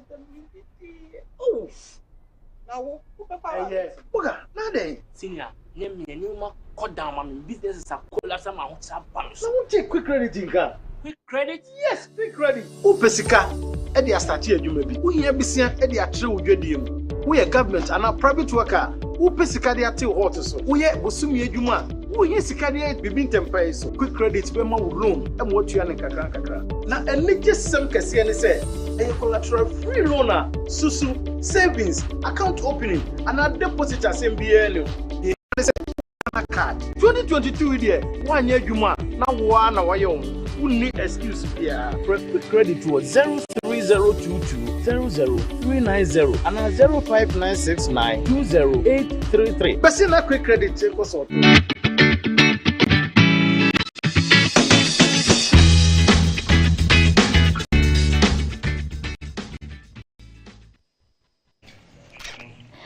Welcome back, and so we are going to be spending the last part of our breakfast session with Bernard the magician. I beg your pardon. So, you know, usually when we say magicians from back in the day, all we think about is you giving sheets of paper to the magician, and then he turns it into money, right? So I'm going to attempt to do that with this magician and see if it will even fly, guys. So his name is Bernard the magician. Charlie Bernard, can you turn this perhaps into pounds for me?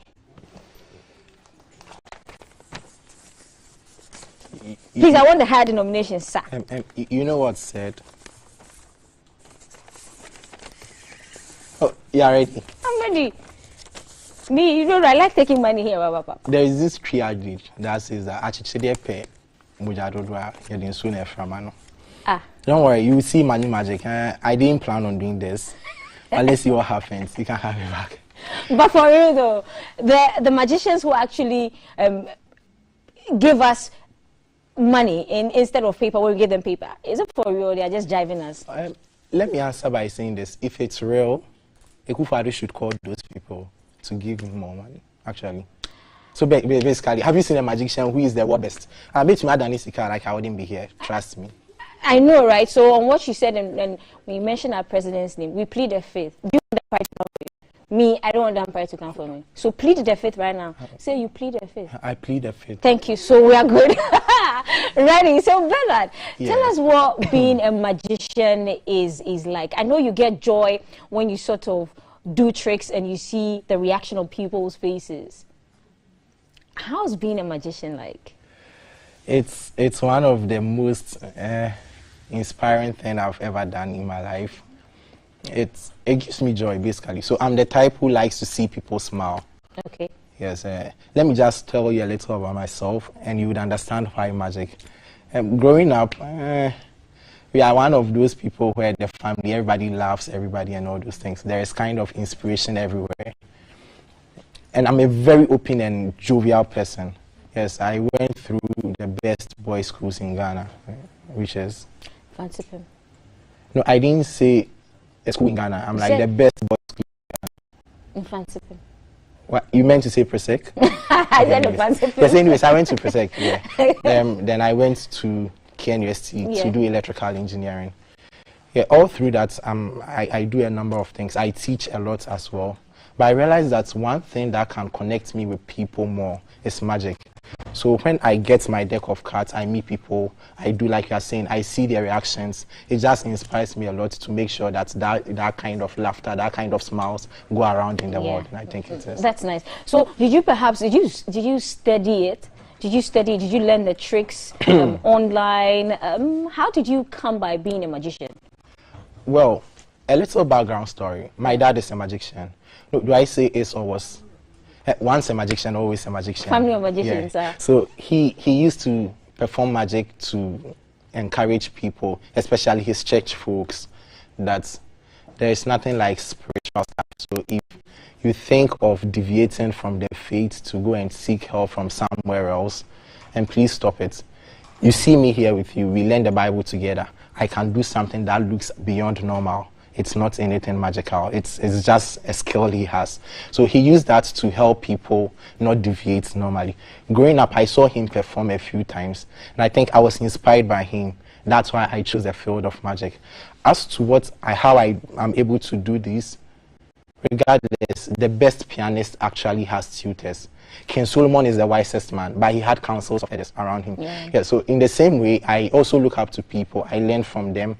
Once I get to see other things, I'm able to create some of them, right? So maybe some of the things I'll do here are some of my creations. Okay. Others are adapted from people too. Okay. So most of the pictures on your Instagram page is of you holding cards. Are you solely a card magician? The card magic is the most accessible one. Okay. Right, that's what you could do a lot of things with. I do a lot of other ones, but I think, like I'm saying, if I need to come to you to do series of tricks, it doesn't have to be with, let's say, just this one and I perform one, then I look for it. It makes it very cumbersome. So with just a deck of cards, I could perform as long as I can. Yeah, and that's what people are able to identify mostly with. I do other ones. You would see along the way what happens. Well, I mean, when you get to the part when we start doing tricks, you won't stop until we end. So let me exhaust all my questions. Do you get people picking you for private gigs? A lot. So weddings, what events do you attend? Well, I do birthday parties. I can understand picnics, birthday parties. Yeah, so picnics too. Okay. I do wedding receptions. Like those are the ones I love the most. Or you have the bride here, the groom here. You do that kind of thing. So I do wedding gigs too. Then there are let's say family get-togethers. If there's a family dinner and you want me to come and perform, I do those things. I do stage magic, TV magic too. So I think it's just a series of stuff. If there's an event, even a corporate event, and within a break, or let's say a small 5 to 10 minutes break, you need a little entertainment, I do that. So once it has to do with entertainment and you need something other than music, dance, like a breaker. So are you looking to delve into comedy too sometime or no? I'm a natural comedian. People say I'm funny, but you know, being funny is not the same as doing stand-up comedy. Well, you can say something amongst a group of friends and they'll laugh, but that might not work for a crowd. Actually standing in front of a crowd, Some of my performances are tailored to be funny, but then I'm not doing comedy, so I don't identify as a comedy, but I could do performances that might appear comical. So anyways. So how do you feel being an electrical engineer with being a magician? How do you feel that? Are you working? Are you working? Do you work for an organization? Well, I'm not practicing electrical engineering currently. If you care to know, I served as a teaching assistant when I graduated electrical engineering. So, not to brag, I'm being kakra bisa. Kakra. Yes, I mean shark and come to me that so baba that number. Kakra. Into saw your shark, right? Kakra. Okay. Yeah. So, when I finished my service, I started doing the magic, I think in my final year to my service period. For someone who has finished electrical engineering and you are a teaching assistant, that means your prospects in the field is quite large. Yeah, I received a lot of backlash. Is it because Ghana is hard, or is it because you lack vision, or is it because of that? Yeah, so I'm not practicing electrical engineering because I find pleasure in what I do, and to an extent it pays. But that's again, the electrical engineering is still in the blood. There are things I do. It's still in the pipeline. Yeah. Okay. So what do you do for relaxation? I mean, you make people laugh all the time and try to distress people all the time. What do you do for relaxation? I hear those of you who are creators, you need a lot of time and a lot of intense time to actually relax. Is that true? Oh yeah, we actually do. So I normally do it as in during the creative process to relax, to have that kind of creativity. It's either I sleep, but that aside, I really like to be indoors and read a book. Right, so I am an avid reader, not so much, but I think close to an avid reader. Okay. So I do that to also get inspiration and all those things. Yeah. Do you know who your biggest fan is? My biggest fan? Yes. In Ghana, do you know who he is? Them bunch. No, you have one that's like, you know, it's actually. Oh, then it's my dad. Then it's my dad. No, then it's my dad. Trust me. Then this person will have to contend with your dad because Clemento Chavez is. You see. You see. You see. No. The assembly bow. Clemento can't be my biggest fan, to be very honest. Okay. Maybe he's an air conditioner. Yo, stop that. That's a good one. That's a good one. There are lots of people. Clemento, he is very inspirational. Like, if you're counting humans, you don't add Jesus Christ, all right? So I don't think it's prudent for me to add Clemento to my list of fans. Hey, Clement, this one there, you're getting lost. Right. Do we have some sort of association or group, or I know it's a form, it falls under the creative arts industry. Some sort of magicians. Yeah. Do you have that? Magic is a novel arts in Ghana, so there isn't any solid group like that, but I've come across a couple of people who are doing magic. They are not in mainstream. Maybe they practice a few tricks and stuff, but we've not formed an association. It's something I hope we could actually get. I wish there could be a time where if you are mentioning entertainment, you could mention magic as one of the main stuff in Ghana. And I think the comedy people are really doing well. The comedians are doing well. Now they have a very big club. It's quite solid. Magic has not gotten to that level yet, but it's with time. Now with the likes of you, what do you know? I'm just happy for running this whole movement. It's just my delight. I just don't mind getting into any society or something of that nature. Okay, I'm going to take a quick question from our WhatsApp page. We have somebody, there's a WhatsApp message in from you. I'm not getting it. Give us a few seconds, guys. And there it is. Okay, I've seen it. This is a message asking Clement for something. I beg your pardon, guys. So we're about to get to the fun part, the part where we all love. So I know when you're about to perform, do you get inspiration? Yeah, so I usually do that in the morning before I step out. If I have a performance, once I wake up, I visualize how the performance is going to happen. I visualize how happy the ending will be. I visualize all those things. Once I come on set, I just think I've seen what is going to happen before, so there's nothing too extremely inspiring. So this is the fun part, guys. Let's see some magic. So these are just ordinary fruits. I just want you to choose one. Choose carefully. I know what I'll choose. I'll choose an orange. Why would I choose an orange? So we just set this aside for now. Okey-dokes. Would you want to eat? No. Okay, if you wouldn't eat, then we just... Oh, no, then I'll eat it. Okay, no problem. I like television. So peel everything off. Yeah. Just eat a little or the whole thing. It's up to you. How nice is it? Very nice. Okay, that's cool. It's yours. We will just leave this for later. We just chose to use this for the meantime. Okay.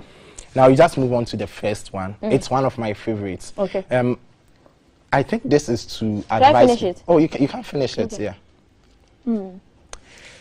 I use this to advise lots of people not to jump into gambling, right? There are times they go to the market, they see people do all those stuff. Cha-cha. Right? Yeah. I've done some before. They used to swindle a lot of people, right? And they use called 3-card Monty, where they use 3 cards. But I'm going to use 4 cards now. There are 4 cards here, 3 of which are the jokers. 1 is the 10 of clubs. Is that okay? Okay. Your duty is to follow the 10 of clubs. Okay. My duty? Yeah. Okay. How fast can you follow the 10 of clubs? Let's see. At the moment I do this, where do you think it is? First, second, third, or fourth? Fourth. Third. If you had bet, you would have lost money. Okay. No, but it's not anything. Let's make it simple. Once I do this, where do you think it is? I didn't see. But give a guess. It's still third. Okay, still third. No, but it's nothing. This time round, I'll take it slowly for you. Watch the 10 of clubs, right? Let me set it here. Okay. Where do you think the 10 of clubs is? Here or here? Here. Yeah, right. Anyways, but you know, if you had actually bet money on it, I would have made this. Watch, I just close this, wave over it, and the 10 of clubs comes here. How did you do that? Well, it's always said, magicians don't repeat tricks, right? Let's see if I'll be able to do it again. You didn't expect that, so now be very vigilant, right? 10 of clubs, place your finger on it this way for the meantime. Watch, 1, 2, 3. This is how it happens. I pick any one of them. Then, what people don't know is, at this moment, I'm able to pause time. Once I pause time, I flip. I'm just explaining. Watch. 3, 2, 1, go. It just comes here that way, real quick.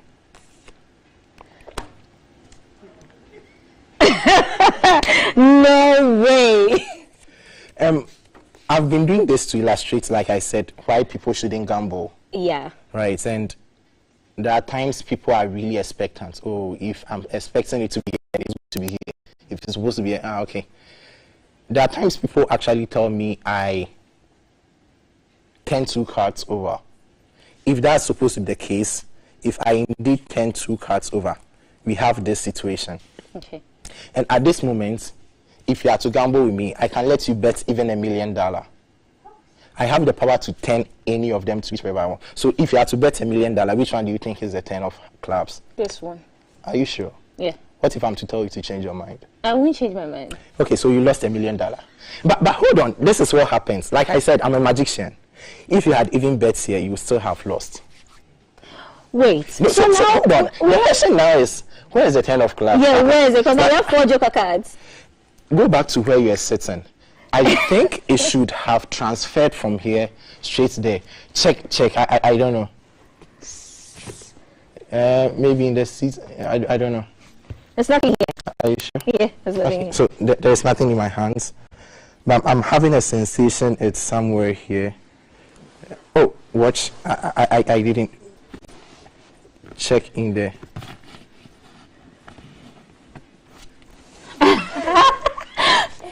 No, I mean, okay, so how, that's just magic. So how did this happen? A lot of practice and, well, maybe saying being a genius can help too. Okay. So that's my craft. Well, I know what happens. I get it, but how did this transfer from here to here? We're all sitting there. Maybe I paused time, went to place it there, and came back. You can't pause that. You're God. Oh, so it happens that way. Wow. Amazing stuff you do there. Okay, so why did you put this aside? I don't really know. Let me just get a brand new deck of cards and let's do this one. Okay. Right, so just so to confirm, it's brand new, right? Brand new cards are very difficult to deal with. Yeah, but no problem. You can see that. Kindly shuffle anyhow you want. Okay, I'll turn it in shuffle.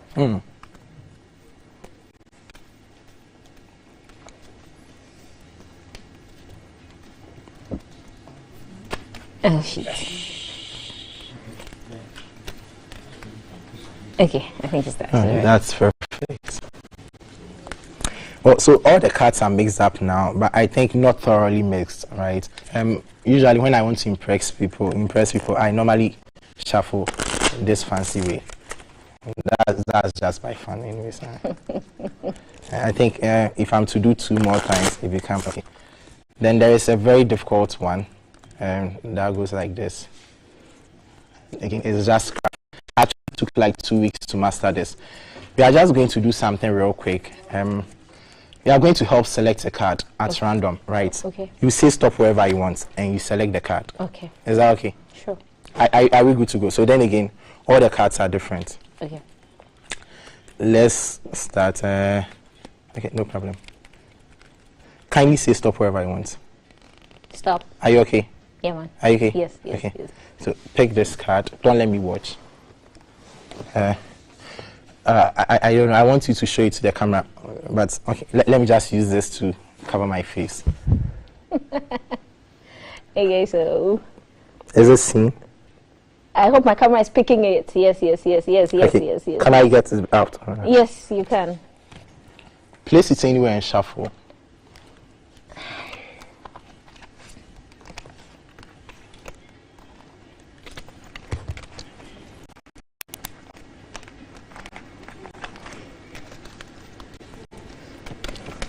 Okay.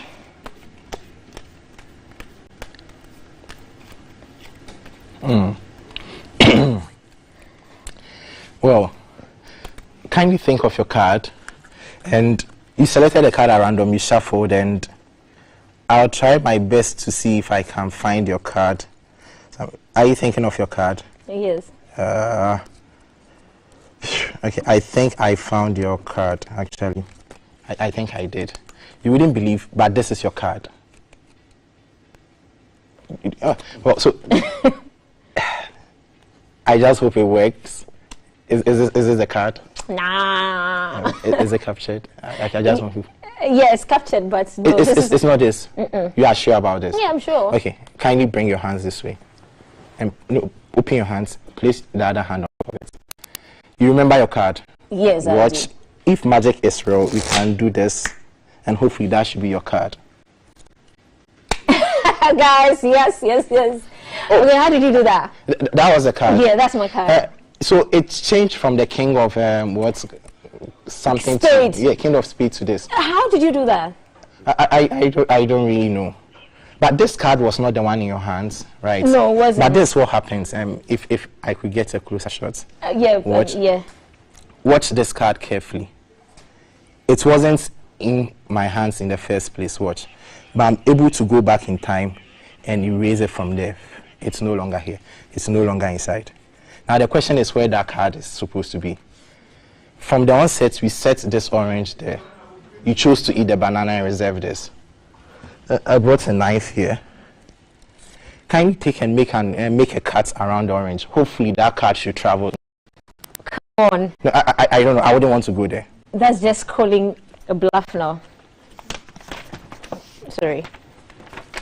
Anywhere.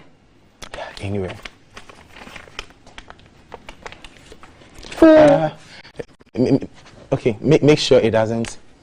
Okay, so you can cut this way so that we can get. I don't know. Is it okay? Yeah. So let me just help you this way. But you felt something inside, right? No. Okay. Now watch. Open it this way, and hopefully, hold it for me. Hopefully there should be one card. Oh, okay. You could actually see. There's a card. Oh, come on! And you can. I'm just hoping it's the card you.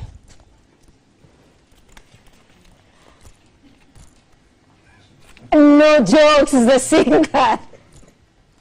Oh well. Wow, guys. So yeah. It's just.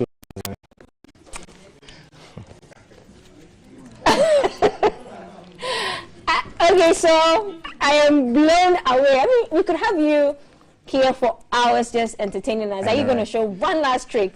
Okay, so this one is I don't know. I think it started 3 or 4 days ago, this particular one, and it's meant for those watching, right? So if you are watching live, kindly go to my Instagram page, Bernard the Magician, right? You can call anyone to come and help me, assist me here. Okay, let me put this here.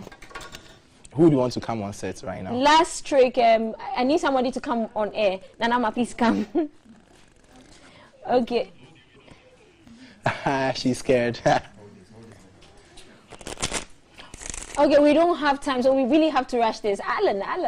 Okay. Okay, so Alan, cool. Right, very quick one. Yeah. Say stop. Let's move on. Okay, stop. Right. Okay. Stop. Okay. Pick this card. Right. Out of the 54 cards here, you selected one card. Yeah. You can go to my Instagram page, Bernard the Magician. BERNARD. Yeah. So for those watching, so you can follow through.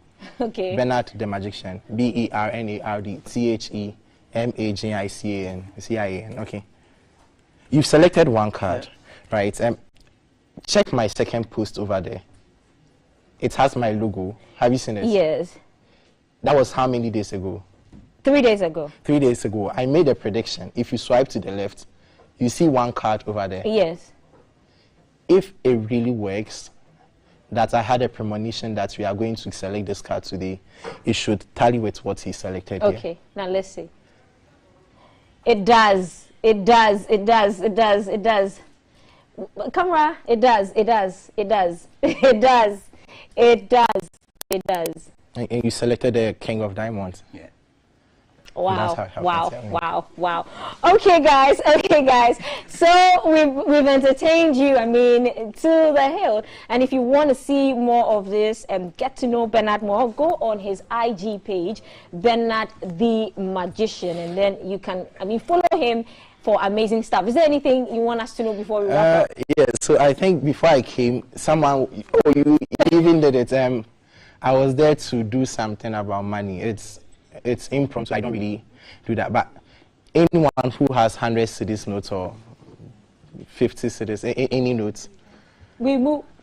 Yeah, 100 or 50 or 200. Okay, we are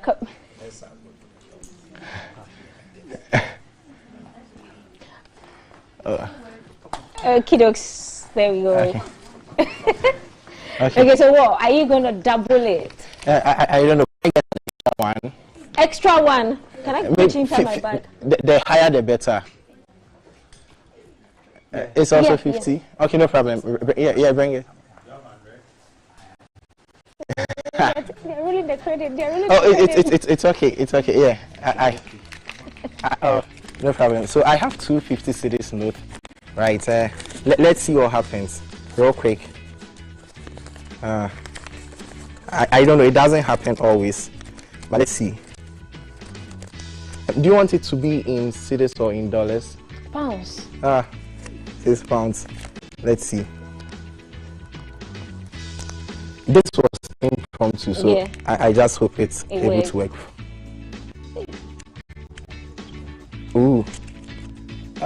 I think it actually comes out as dollar. Oh man. So this one. Okay.